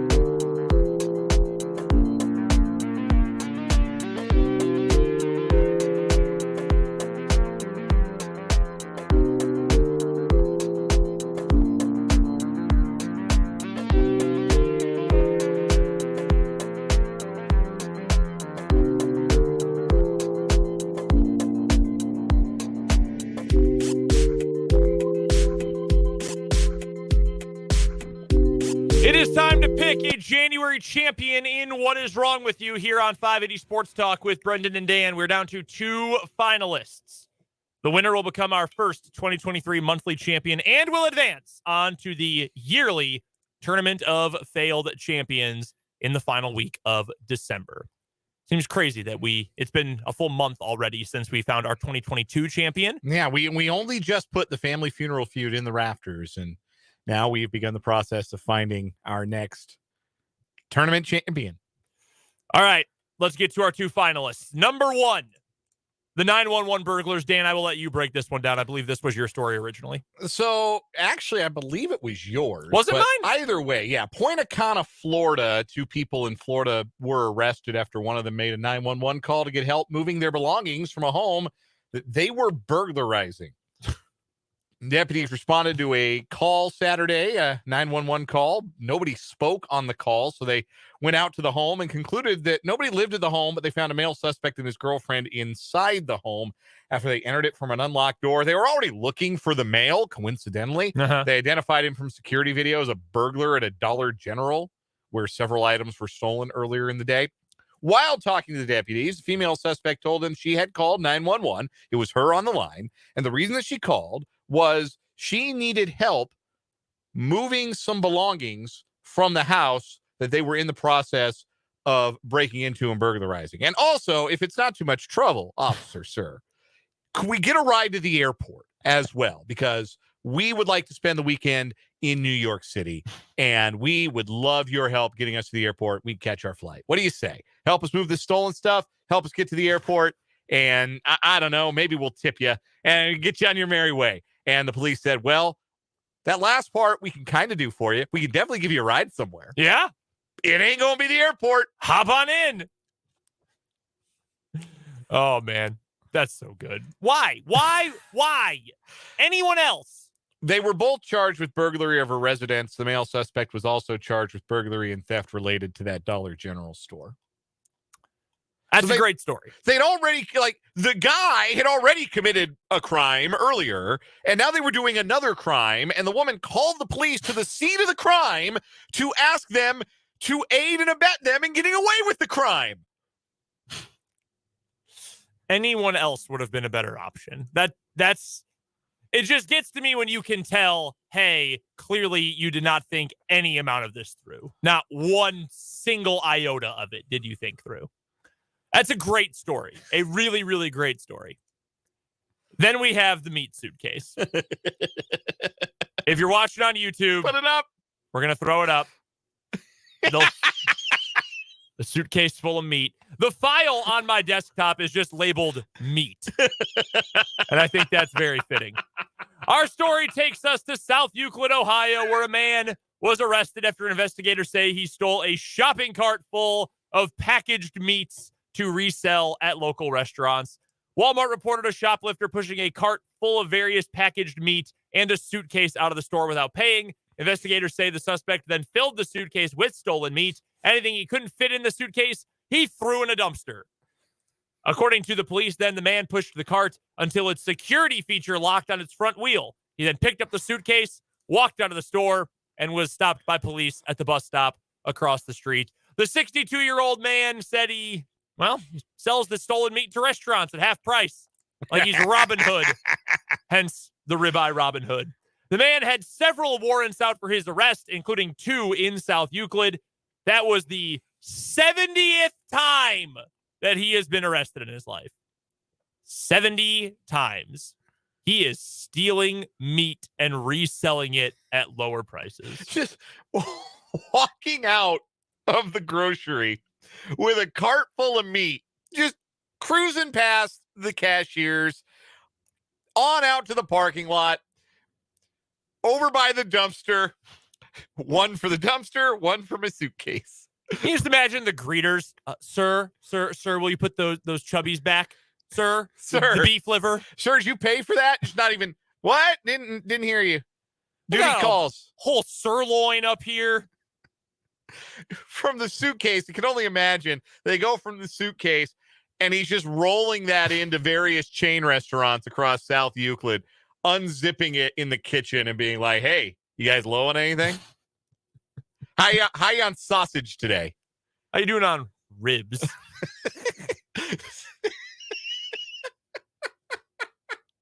It is really, really special. The meat suitcase. Those are our 2 finalists for What Is Wrong With You. Dan, I will let you go first. I mean, I like the 911 burglar story. It's really good. There are a lot of months that would have won. Oh, yeah. This is not one of those months. The guy had a suitcase full of meat, a Samsonite full of salami, if you will. Meat suitcase. I don't know any other brands of luggage, unfortunately. What are popular luggage brands? I don't know. I've got a Samsonite. I have no idea. That's what I'm saying. What do people win on Price is Right? I can't think of any of those brands. I don't remember. Yeah, none of these are familiar to me. Samsonite's the go-to. A Samsonite full of salami or whatever it might be. And the idea that, I'm just gonna go sell this to less fortunate restaurants who don't have the means to purchase meat. I'm gonna be the middleman. I am the middleman. And I mean, perfect business model, right? Yeah. They pay him for the meat. He pays nothing for the meat. It's a win-win. This is a brilliant business plan, except for the part where it's not legal and he gets arrested for it. Ricardo Beverly Hills. That is what they give away on Price is Right. Thank you to travel.usnews.com for the assist there. That is definitely what Bob Barker used to give away. The Meat Suitcase. It is our winner. It is our first monthly champion and a deserved one as well. That advances on to the Tournament of Champions coming up in December as our January representative. We've got to take a time out here on the show. Michael Swain joins us next for Jayhawk Weekly on 580 Sports Talk.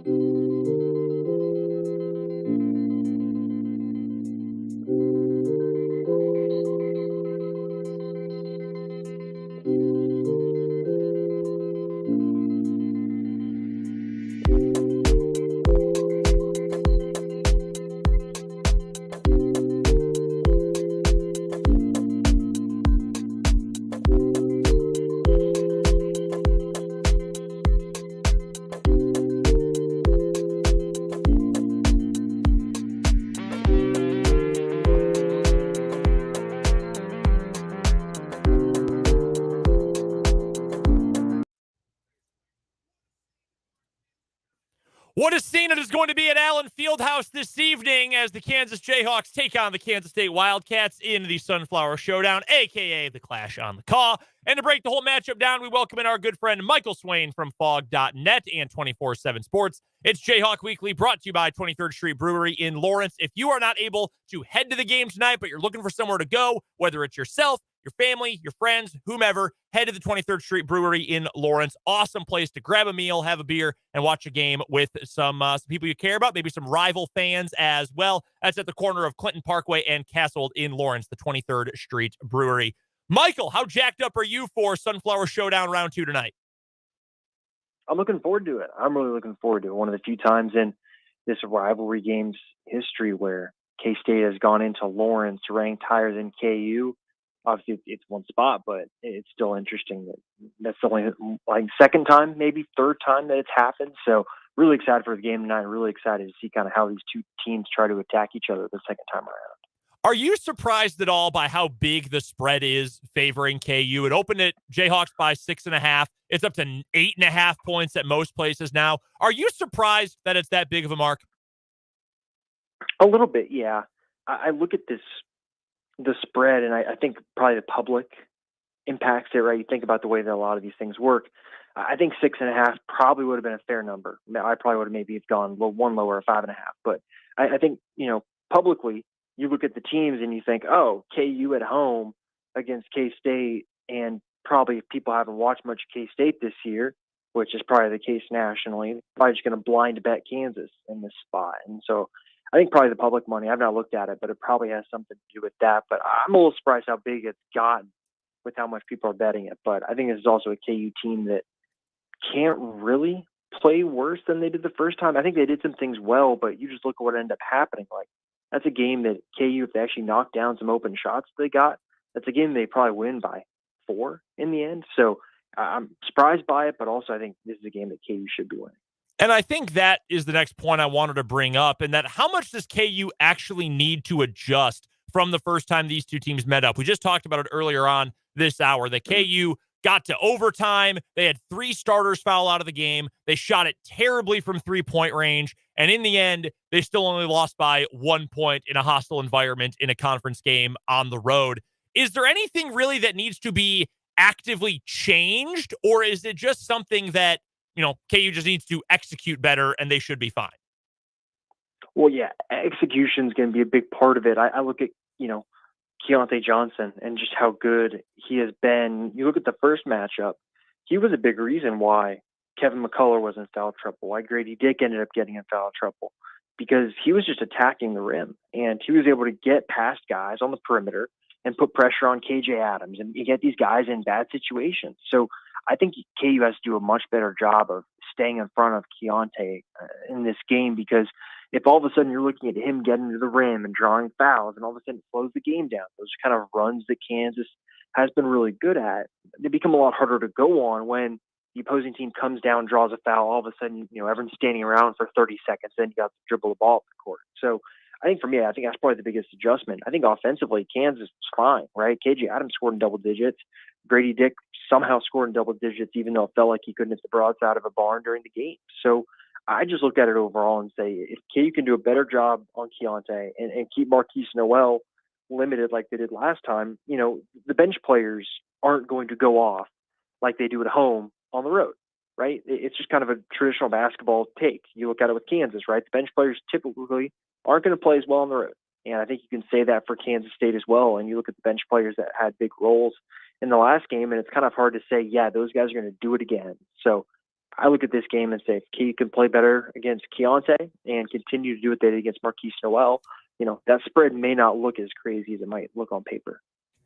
Our guest is Michael Swain of Fog.net and 24/7 Sports, and he joins us weekly at this time for Jayhawk Weekly, presented by our friends at 23rd Street Brewery in Lawrence. A great place to watch tonight's game if you do not have tickets to Allen Fieldhouse.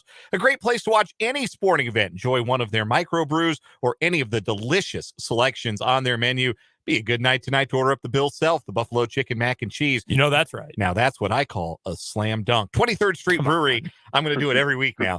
23rd Street Brewery in Lawrence, the sponsor of our Jayhawk Weekly segment with Michael Swain. Michael, you mentioned the complimentary guys for Kansas State and how important they were to Kansas State winning at Bramlage Coliseum 2 weeks ago.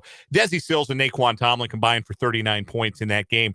Kansas did not get that level of complimentary scoring. Which of KU's complimentary pieces, so not Jalen Wilson and I would say not Grady Dick, who's kind of become really reliable, somebody you expect good play from both at home and on the road. Aside from those guys, who is going to be that most important complementary piece for KU, scoring-wise, defense-wise? Who's that most important next guy?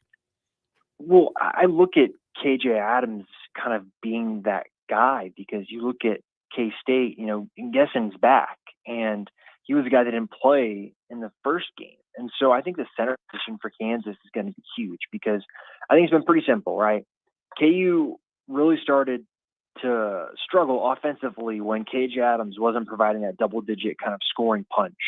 And all of a sudden, KU goes to Kentucky, he scores 17 points, and KU's winning that game. Like, I don't think it's a coincidence that when KJ Adams is scoring a lot and playing well, that KU as a team kind of can hit another level. And so I look at him in a game like this. I think in a lot of games in Big 12 play from here on out, if they can get any measure of consistent scoring from KJ Adams, that's how he's going to mitigate what happens on the other end, where maybe he allows an offensive rebound, or maybe he doesn't protect the rim as well as, big men have passed for Kansas. And so that's kind of his great equalizer is, can he score? And then if they play a smaller team with a smaller center, can he slide his feet? But that's not going to be the case with Kansas State. So I look at KJ tonight and say he's someone that has to have a big game if KU is going to end up winning this one. As far as the other two starters go for Kansas, DeJuan Harris and Kevin McCullough, how important was their performance in Lexington on Saturday for their confidence? Because those are players that they're not great shooters, and they've struggled at various times with their shot this season. But I think McCullough, since the K-State game, and Harris, I think, in the Kentucky game, felt like they maybe made some strides in that department. How important is that for Kansas and for them? Yeah, I think it's crucial. I think you want to look at, kind of times when Kansas has looked unstoppable, right? It's when kind of those five starters are all playing incredibly well. I think that I'm probably more interested in Kevin McCullough's performance tonight because of just the nature of the ankle injury, right, that he suffered against Kentucky. Those are the type of things that, you keep playing on it, but what happens when you get off the floor later and then you got to go on a 2-hour plane ride, let's say, and then how does that heal, and how is he moving in a game like this? Because he's the type of guy that's going to have to go against Keontae Johnson, right? And that's kind of the big deal for me is how well is he moving? Because Keontae is incredibly athletic. Can Kevin McCullough stick with him? I think DeJuan Harris, I think we kind of know who he is at this point in time. He's someone that if he's getting you 8 points and 7 assists and 3 turnovers, I think you take that, just considering the fact that he's going to have the ball in his hands for so many possessions, just time in and time out, and the number of minutes he's going to have to play too. So I think for me, Kevin McCullough is kind of the one that might have a bigger barometer on Kansas' success, just because you look at DeJuan Harris and he is so steady with the ball in his hands. It's just kind of a question of, can he add that kind of cherry on top of knocking down shots from the outside and scoring? With Zuby Ejiofor injured and out for an undetermined period of time, Ernest Uday has kind of moved to the head of the line as far as getting the backup big minutes, the first backup big off the bench. We'll see tonight. I think that'll be interesting if Bill Self goes with Zach Clements. But I think with the return of David Gasson for Kansas State, who didn't play in the first meeting, Uday is a bit more of a like for like than Clements is. If Gasson is going to get those center minutes instead of Tomlin or Massoud getting center minutes for K-State. But Uday played really well in Lexington on Saturday. What can Kansas expect from him and get from him moving forward? Yeah, I think for him, it's all about the game slowing down. This is something that he talked about on Monday was, beginning of the year. I think you saw, right? I think we probably even talked about it on the show, right? Where it looked like he was trying to make things happen. And as a center, as a freshman center, nonetheless, you can't try and be on the front foot in that way, right? You're going to get yourself out of position. You're going to get in foul trouble. You're not going to be in the right spot.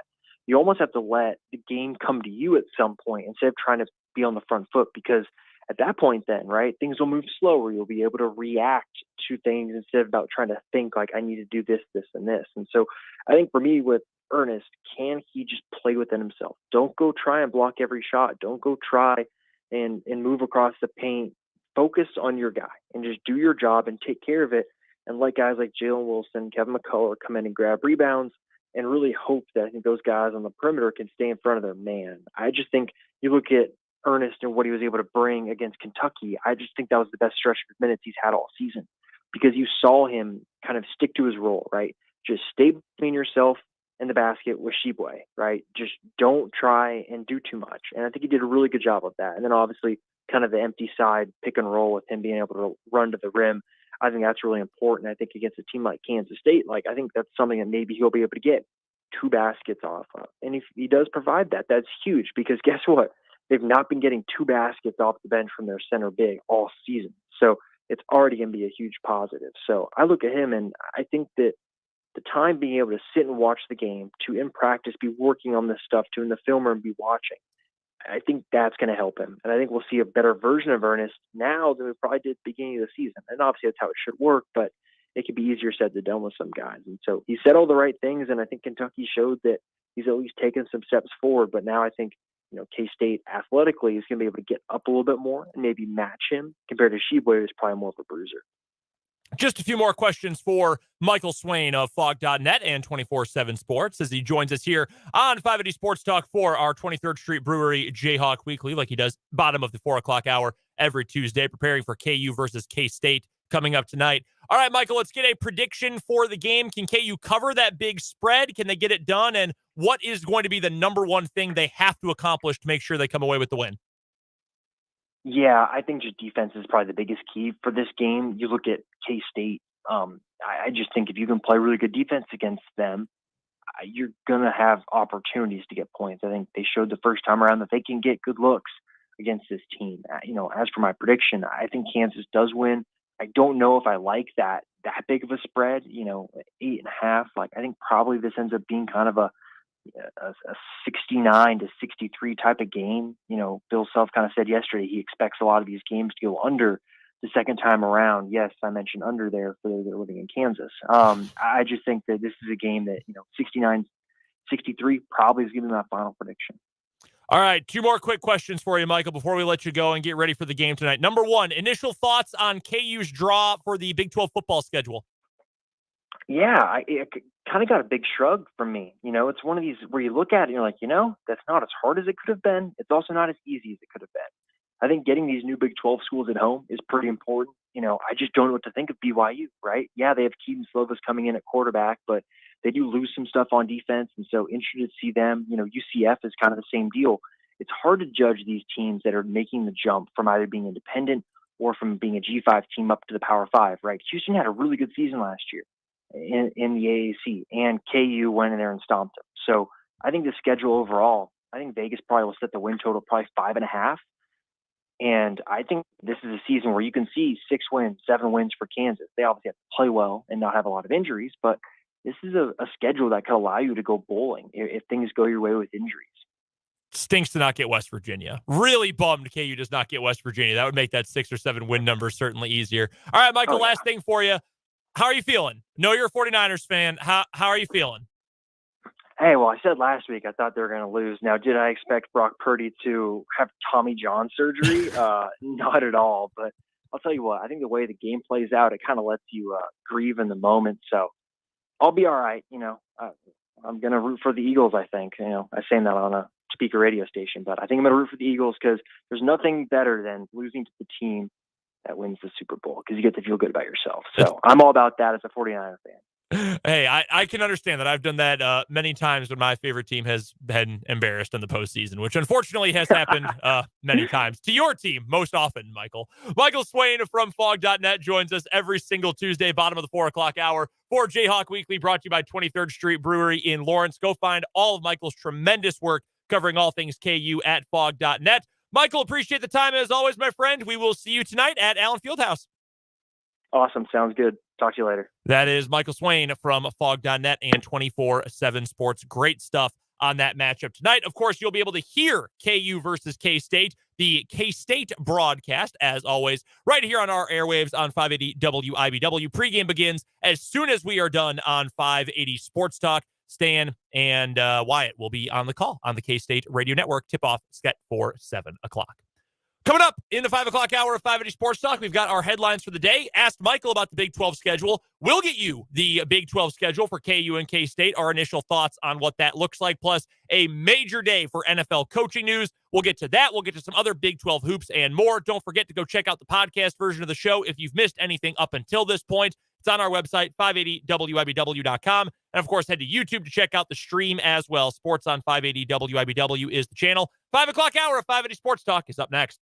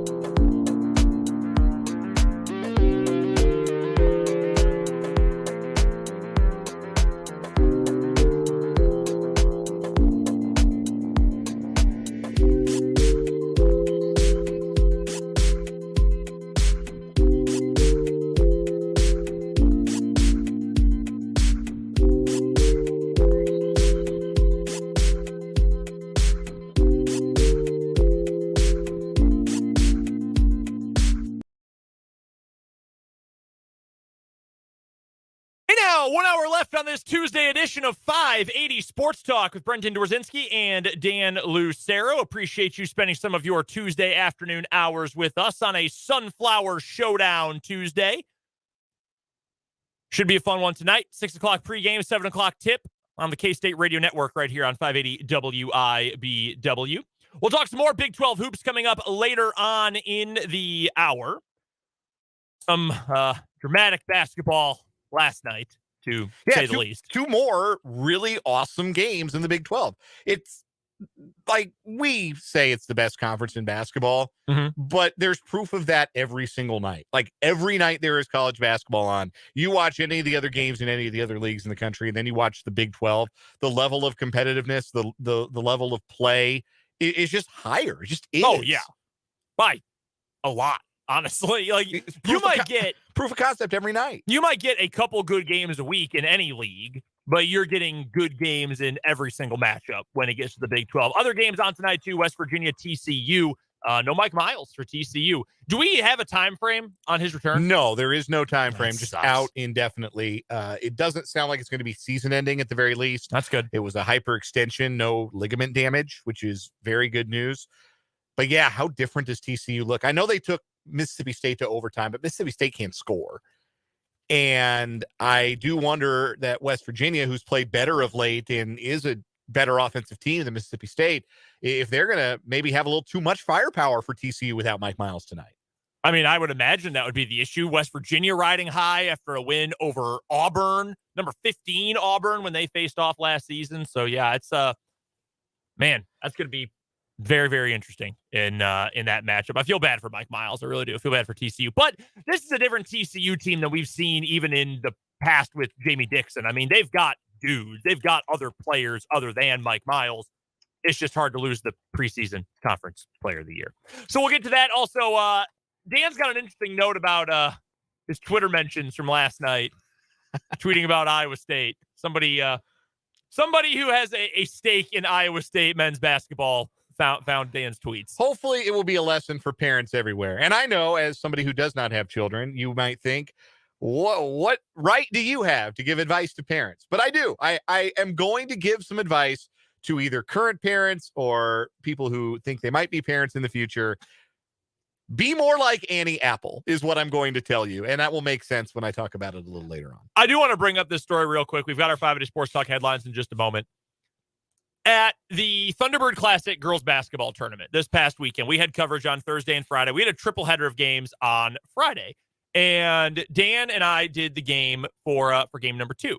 But before that, during game number 1, Dan was sitting in the crowd, just enjoying the basketball, high level basketball at that tournament. Thursday, Friday, the 3 games we had, 5 ranked teams out of 6 in those games. Incredible stuff. Dan started yelling at one point, and I couldn't tell. I got the headphones on. Lat and I are calling the game during game 1. I had no idea what Dan was yelling at. The clock had been goofed up. There was a new clock operator, something had been goofed up. They forgot to start it when when play resumed. The ball was inbounded, and they did not start the clock. So me, being helpful, wanted to let the clock operator know that the clock has not been started. But that was all the way across the gym, and I did not know how to subtly draw attention to the fact that the clock was not running, because there's no subtle way to do it. So I just started yelling, "Clock!" I had no idea what Dan was yelling at. I just knew right in front of me he was yelling something at someone. It was "Clock!" So funny. Who is he yelling at? What, does he know someone on the team? What is going on? Very, very funny. Made more sense afterwards, but oh my God, that was funny. All right, don't forget, you can chime in, funny stories, or talk about anything else we've talked about on the show today on the Big O Tires text line. That number, as always, 785-272-9429. And of course, you can chime in the YouTube comment section as well. Sports on 580 WIBW is our YouTube channel. Again, make sure you're subscribed, by the way, because tonight, following the Sunflower Showdown, I will have the video post-game recap from Allen Fieldhouse. You'll know when it's coming up. It'll be right there on your home feed on YouTube. Sports on 580 WIBW. Go search for it on YouTube. Search for it on Google. Just add YouTube at the end of the title. It'll pop up, and that's where you'll find all of our videos, live streams, post-game shows, and more. All right, let's get into our 580 Sports Talk headlines, brought to you by Blue Dot of Kansas. You can visit them online at bluedotkansas.com. first headline for me, I'm going to go with the football side of things. I'm going to go with the Big 12 schedule that came out earlier today. Finally, we have been waiting since December, at least, since early December for this to come out. The Big 12 kept saying, it'll come, eventually it'll be there. It's almost February. Finally, the schedule did come out today. So we know who is playing where, when they are all playing. The Big 12 Conference tweeted this out, by the way. So if you want to go to Twitter, you want to go online, the Big 12 has this on their website and on their social media channels. For KE, we'll start with K-State because we have the rights to their games. So K-State, we already knew their non-conference games. They're home for SEMO and Troy. They'll also take on Mizzou. Troy, by the way, had a really good season. They were top 25 going into bowl week this year. Yeah, K-State has kind of had a knack in recent seasons for playing pretty good G5 teams. Mm-hmm. Like they're not getting like the bottom of the Sun Belt Conference to come out. Like they've tried to schedule or have been fortunate enough that it's come back around that by the time they've scheduled the team, like last year they played Tulane. Pretty darn good team. The G5 representative in the New Year's Six. Yep. They had Nevada a couple years ago when they had a, pretty decent team.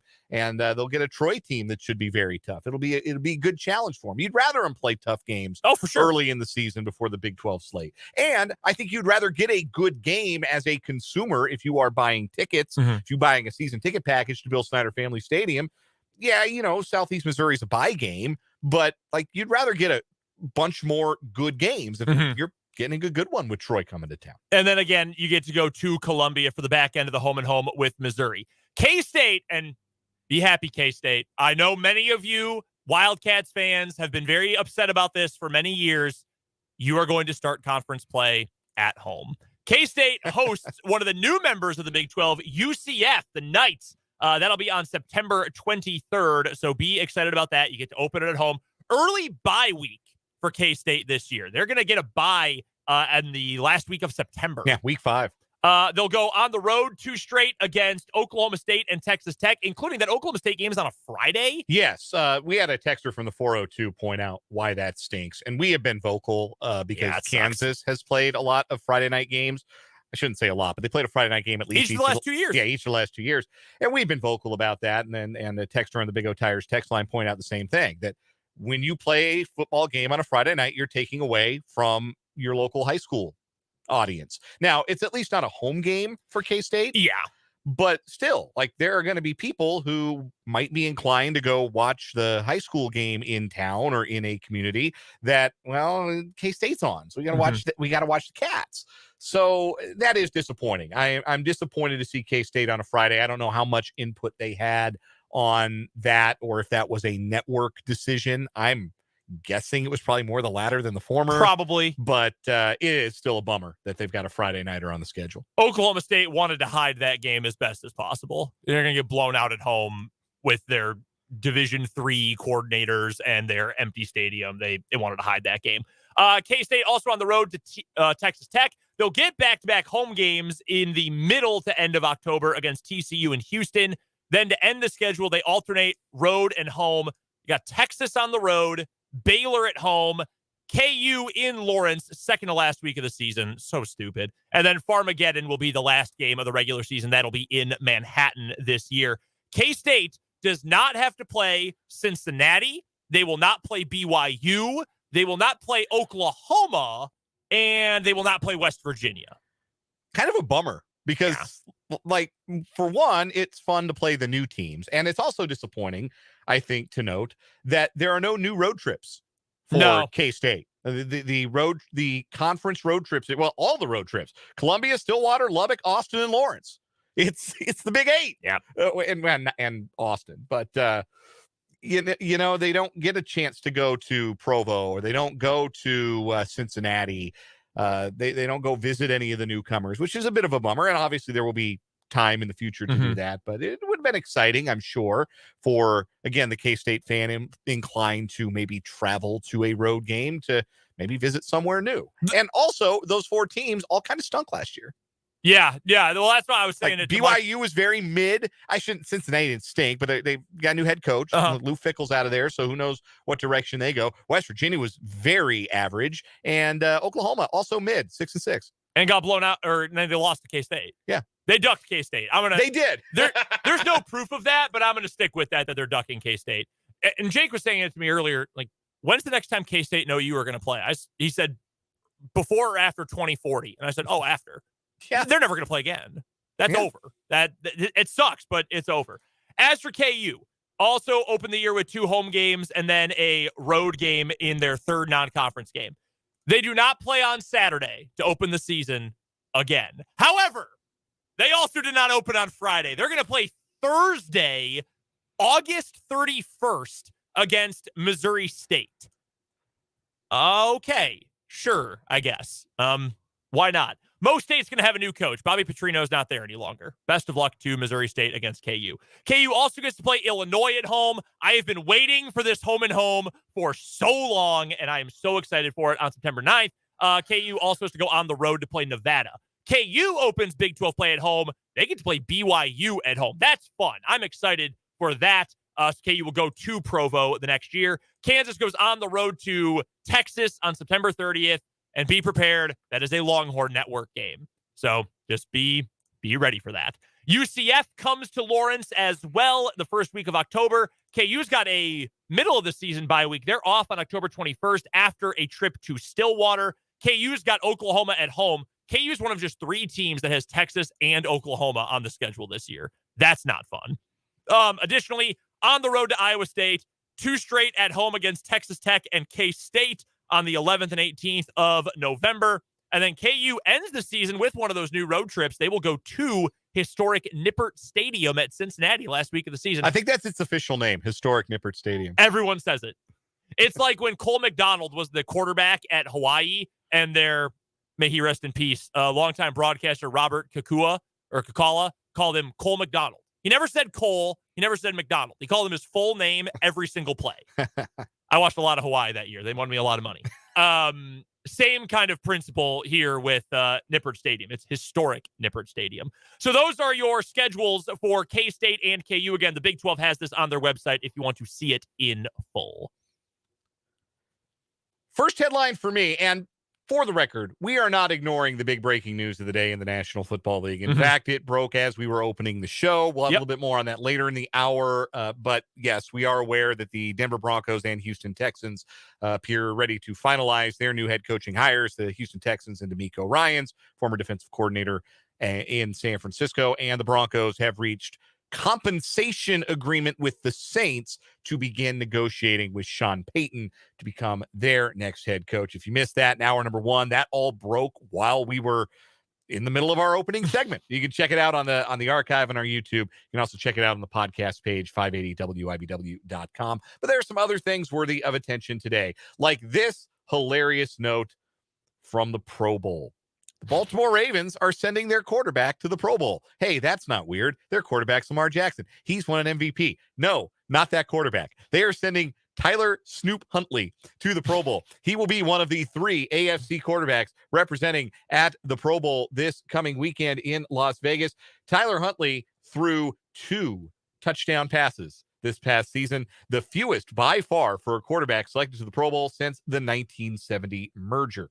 The 3 initial AFC quarterbacks in the Pro Bowl were Patrick Mahomes, Josh Allen, and Joe Burrow. Patrick Mahomes he has another commitment. He can't make it, which is a good thing. That's what you want. You want your players to have a prior commitment and not be able to make the Pro Bowl. Josh Allen has an elbow injury, not one severe enough to keep him out of the Pebble Beach Pro-Am this weekend, but severe enough to keep him out of a flag football with the Manning brothers in Las Vegas. Ow, my elbow. Doesn't hurt when I swing the club, but man, when I throw it starts barking at me. Now, listen, I have also wanted to skip work and play golf before. Like, I understand the compulsion.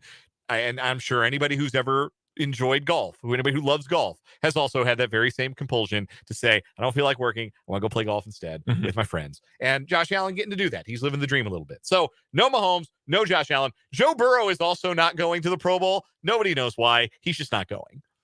Look, honest to God, I get it. Like, after a heartbreaking loss in the AFC Championship game, is the number one thing you want to do go, like, have Peyton Manning coach you in a long drive contest? No.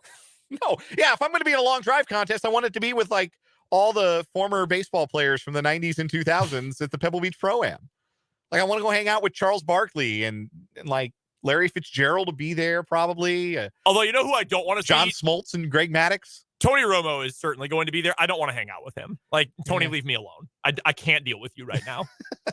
Anyhow, so the 3 Pro Bowl quarterbacks for the AFC all are going to no-show. The alternates, the first alternate, Tua Tagovailoa, he is still in concussion protocol. He's out. Justin Herbert of the Los Angeles Chargers, he is dealing with a shoulder injury. He will not participate in the Pro Bowl festivities. Lamar Jackson was third. He, of course, is dealing with the knee injury that kept him out for the better part of the second half of the season and the Ravens' lone playoff game. So, alternate number 4, Trevor Lawrence of the Jacksonville Jaguars. He's not doing anything. Yeah. So Trevor Lawrence will be there in Las Vegas along with Derek Carr, who is he going to know what team he's on this weekend? Or they got he's got to know soon. Yeah, like the deadline for making a trade is the 4th. It is. They need to move him by the 3rd day after the Super Bowl. So it's either so I guess it'd be the Wednesday after the Super Bowl. They have to move him.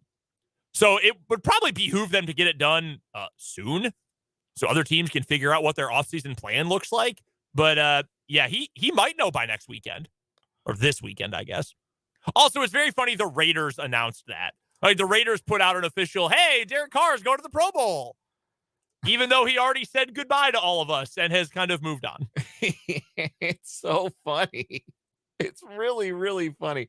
So those are your AFC Pro Bowl quarterbacks: Trevor Lawrence, Derek Carr, and Tyler Huntley.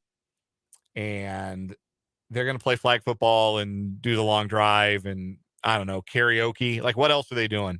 I honestly, I don't know. Dodgeball. Yeah. Maybe a talent show. Maybe like some finger painting, perhaps. What are they? Arts and crafts. What are all the events? I know they exist. There's a list of them somewhere. The Pro Bowl games. Yes. As this loads, I was joking earlier on Twitter. You can say whatever you want about the Pro Bowl. Tremendous laughter, tremendous content came from Derek Carr and Snoop Huntley getting added to the rosters this year. Very, very funny. There's something called kick-tack-toe. Oh, yeah. So they put up as like a net in the goalpost, and the kickers aim, and they get, an X or an O for wherever they hit the ball to. That's super cool, but I don't want to see kickers do that. I want to see offensive linemen do that. I want to see, like, offensive linemen who once played soccer do it. Like, get Ndamukong Suh out there doing it. Get Justin Reed doing it. That's what I want to see. Unfortunately, those two have prior commitments.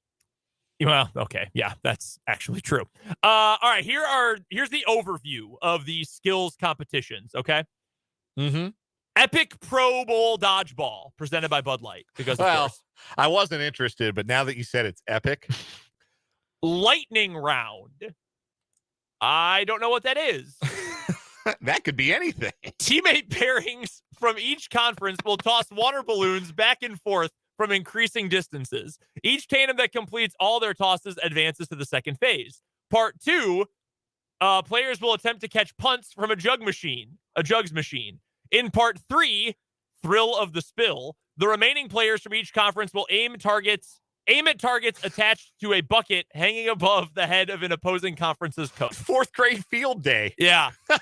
This is field days. Oh, my God. Longest drive, golf.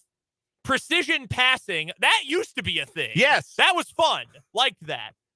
Best catch. So they're going to throw you a ball and you got to do something funky to catch it. Yeah. That's a thing. Again, don't want to see wide receivers do it. I don't care what kind of... I see Justin Jefferson make cool catches. I don't care to see any more of that. What I would really like to see is like... Joel Bitonio doing it. Yes. Exactly him. Yes. That event actually takes place over 2 days. Oh, yeah, because you have to have 2 days. Gridiron Gauntlet. That's an obstacle course.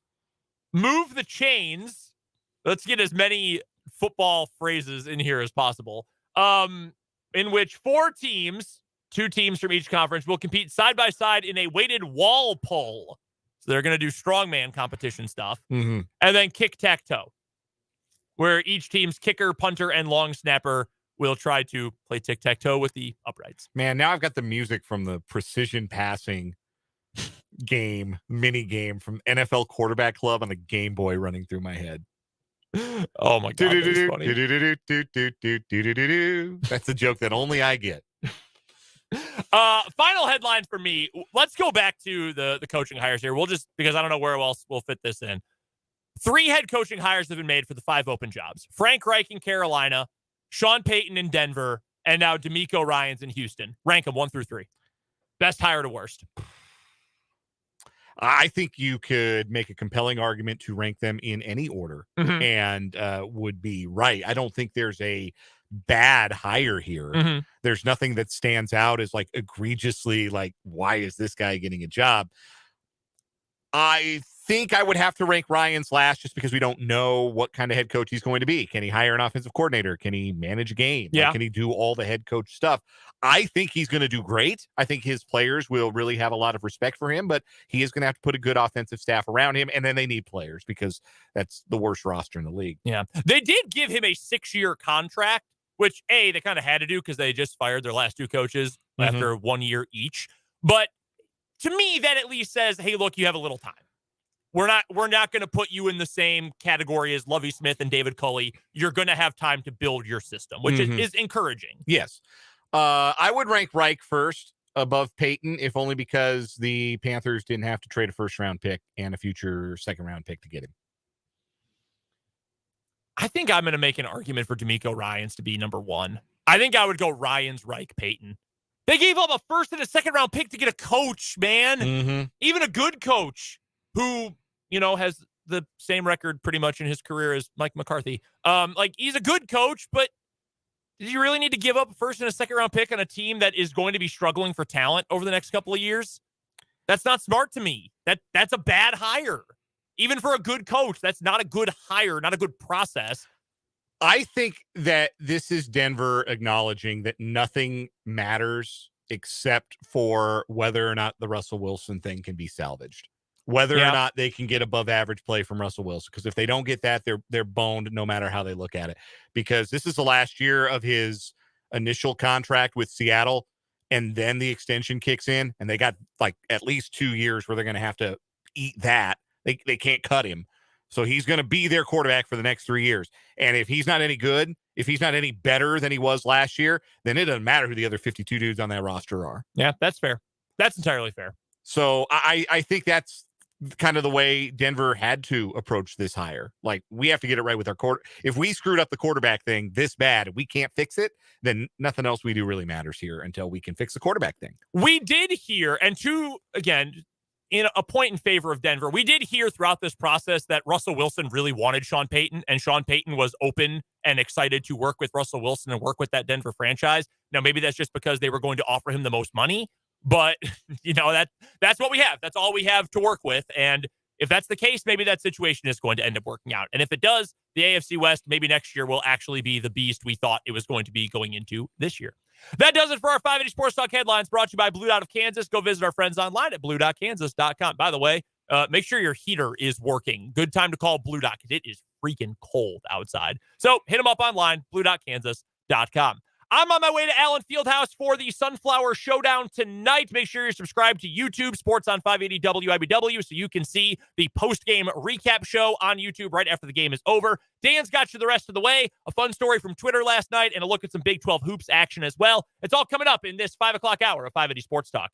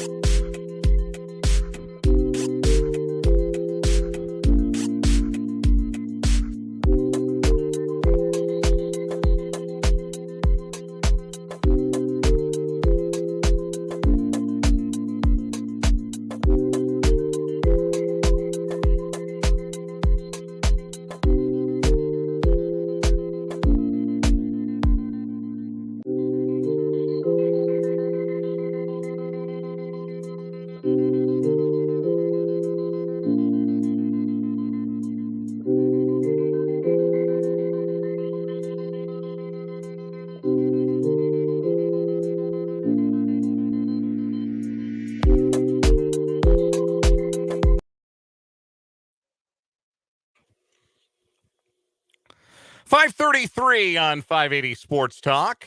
Dan Lucero with you. Solo mission the rest of the way. Brendan Dworzinski en route to Allen Fieldhouse for tonight's Sunflower Showdown rematch. Kansas trying to avenge the 83-82 overtime loss to Kansas State from just a couple of Tuesdays back. Tip-off 7 o'clock tonight. Pre-game coverage on the K-State Sports Network from Learfield coming up at the top of the 6 o'clock hour. So as soon as we're done, we will have pregame coverage and then the tip-off from Allen Fieldhouse, 7 o'clock, right here on 580 WIBW and FM 104.9. It's one of two conference games tonight in the Big 12.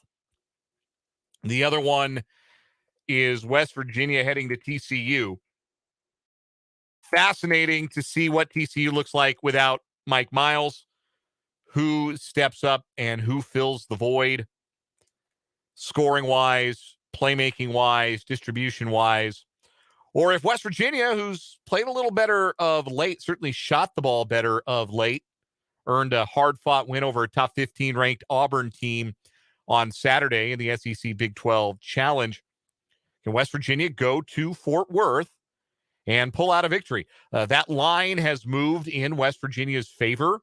I think it was at 2.5 earlier today. Right now it is TCU -1.5. So that will be an 8 o'clock tip. You can watch that one on ESPNU. If you are looking for K-State and KU on television tonight, stop looking. Don't look. It's not on your television. It's on your app. It's on your Roku. It's on your Apple TV. It's on your Fire Stick. It's on your phone. It's on your tablet. It's on your computer. It's an ESPN Plus game. Now, ESPN's hands are kind of tied on this, right? Like they decide what their ESPN Plus offerings are going to be well before anybody has any idea that this is going to be a matchup of two top 10 teams. While they, on the flip side, showcase for us tonight on the big ESPN, Wake Forest at Duke.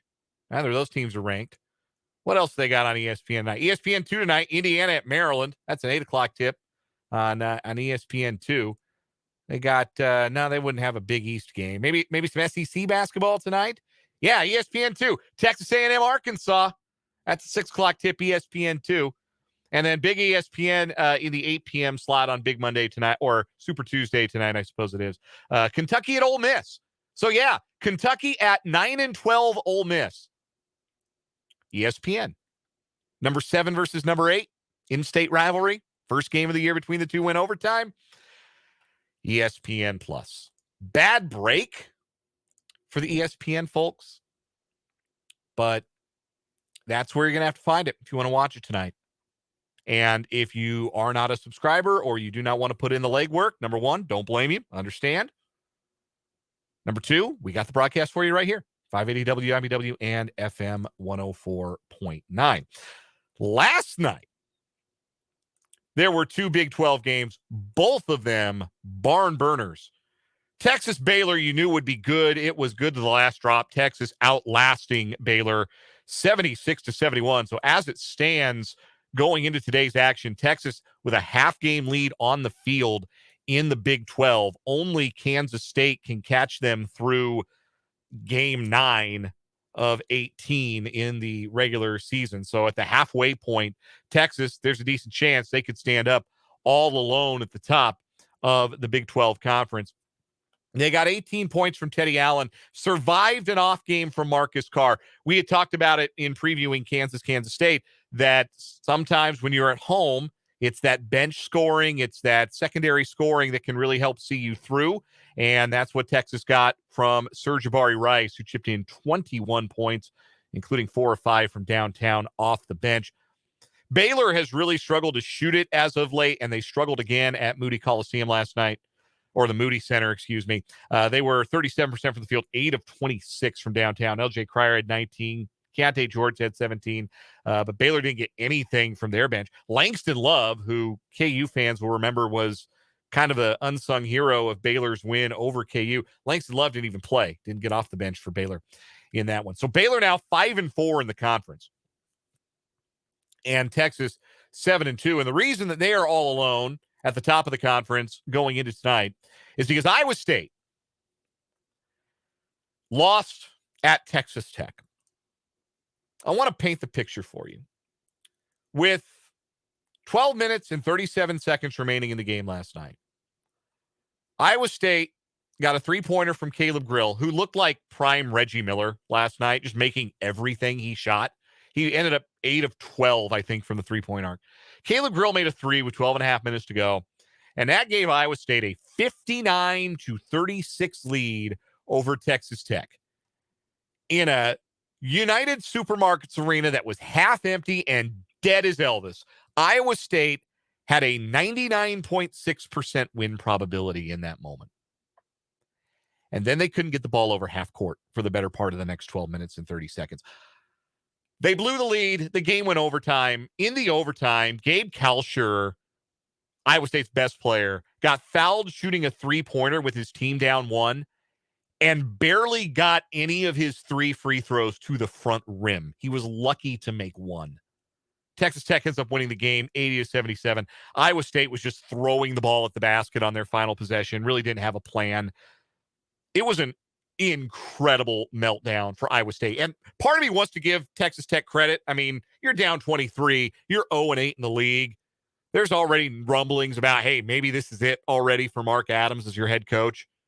It would have been easy for the Red Raiders to roll over and die. Half-empty arena. Nobody's really into it. Dead crowd.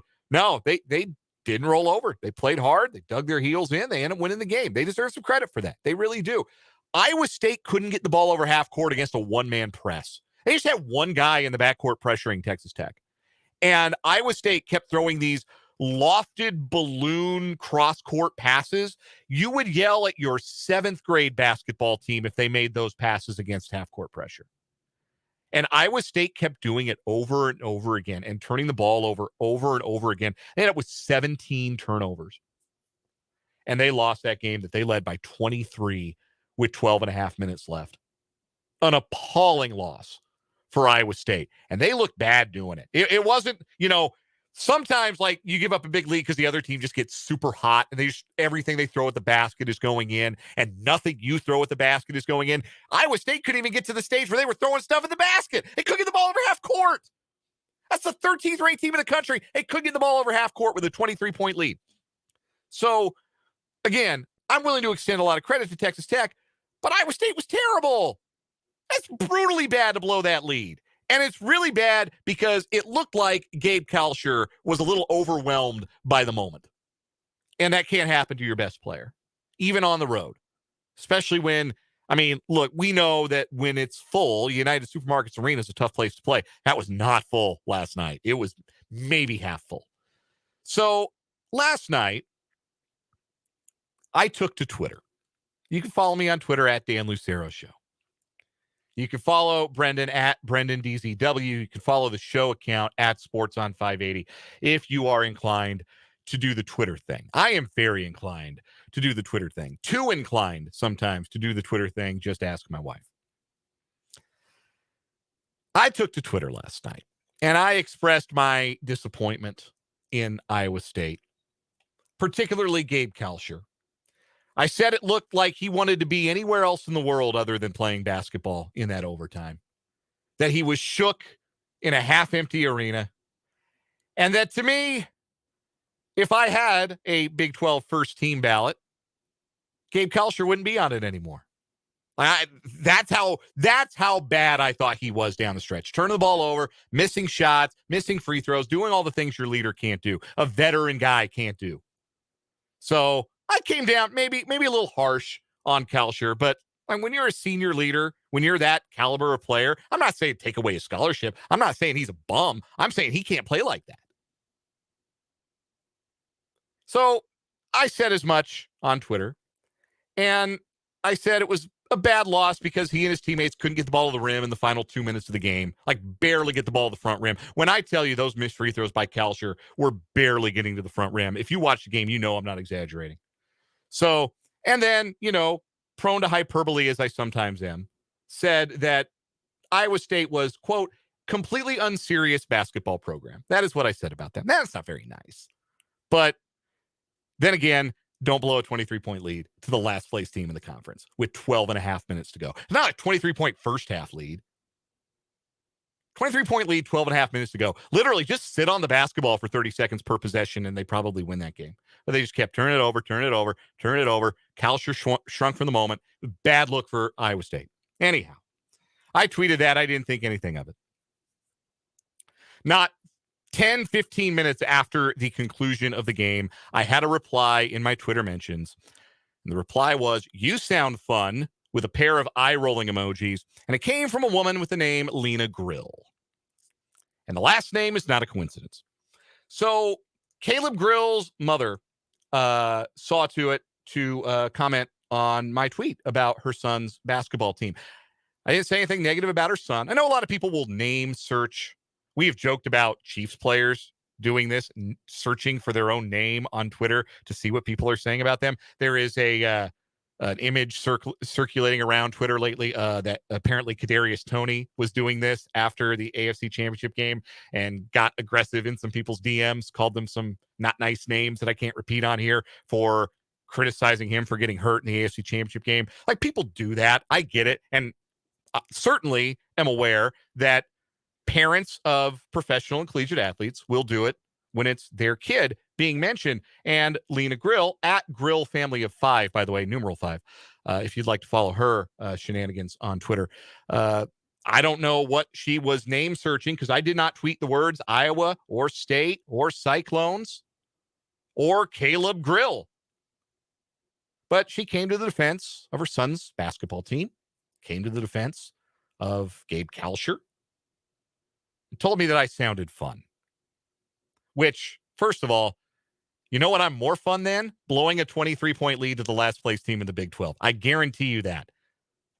Second of all, sometimes the best thing to say to somebody who might be criticizing either your team or your son or daughter or your son or daughter's team, sometimes the best thing to say is nothing. Sometimes the best thing to say is nothing at all. Annie Apple, she gets it. The mother of Eli Apple, the controversial Cincinnati Bengals cornerback who spent the week before the AFC Championship game trolling the Buffalo Bills and earning the ire of Bills fans and Bills players on social media. Eli Apple plays for the Bengals. Eli Apple's got 31 teams in the NFL who think, God, full of guys who think, that guy's annoying. God, that guy's a jerk. God, that guy's a troll. And one team in the NFL who thinks, yeah, he is all those things, but he's also on our team and we kind of have to be cool with it. Anyway, Eli Apple does a lot of woofing on social media, and his mother does a lot of woofing on social media, Annie Apple. And in the immediate aftermath of the Chiefs beating the Bengals on Sunday night, if people were looking for Annie Apple's reaction to that game, they didn't get it because she deactivated her Twitter account. And you know what? A lot of people laughed at that, poked fun at her for doing that. I'm here to tell you right now, that's good parenting. Sometimes there is no defense. Sometimes there is nothing you can say to make it okay. Sometimes the best thing to say is nothing at all. And if Annie Apple gets it, you can too. Let that be a lesson to all you parents or would-be or will-be parents out there. Sometimes there's no defending your son or your daughter or their team, and the best thing to do is just say nothing and remove yourself from the situation. Delete the app if you need to. Just don't tweet. I should take my own advice too, by the way, for the record. I should tweet less, but definitely don't need to defend your son's honor after he played great, but your team blew a 23-point lead to the last place team in the Big 12. Anyway, some quick final thoughts and a final word still coming up here on 580 Sports Talk after this.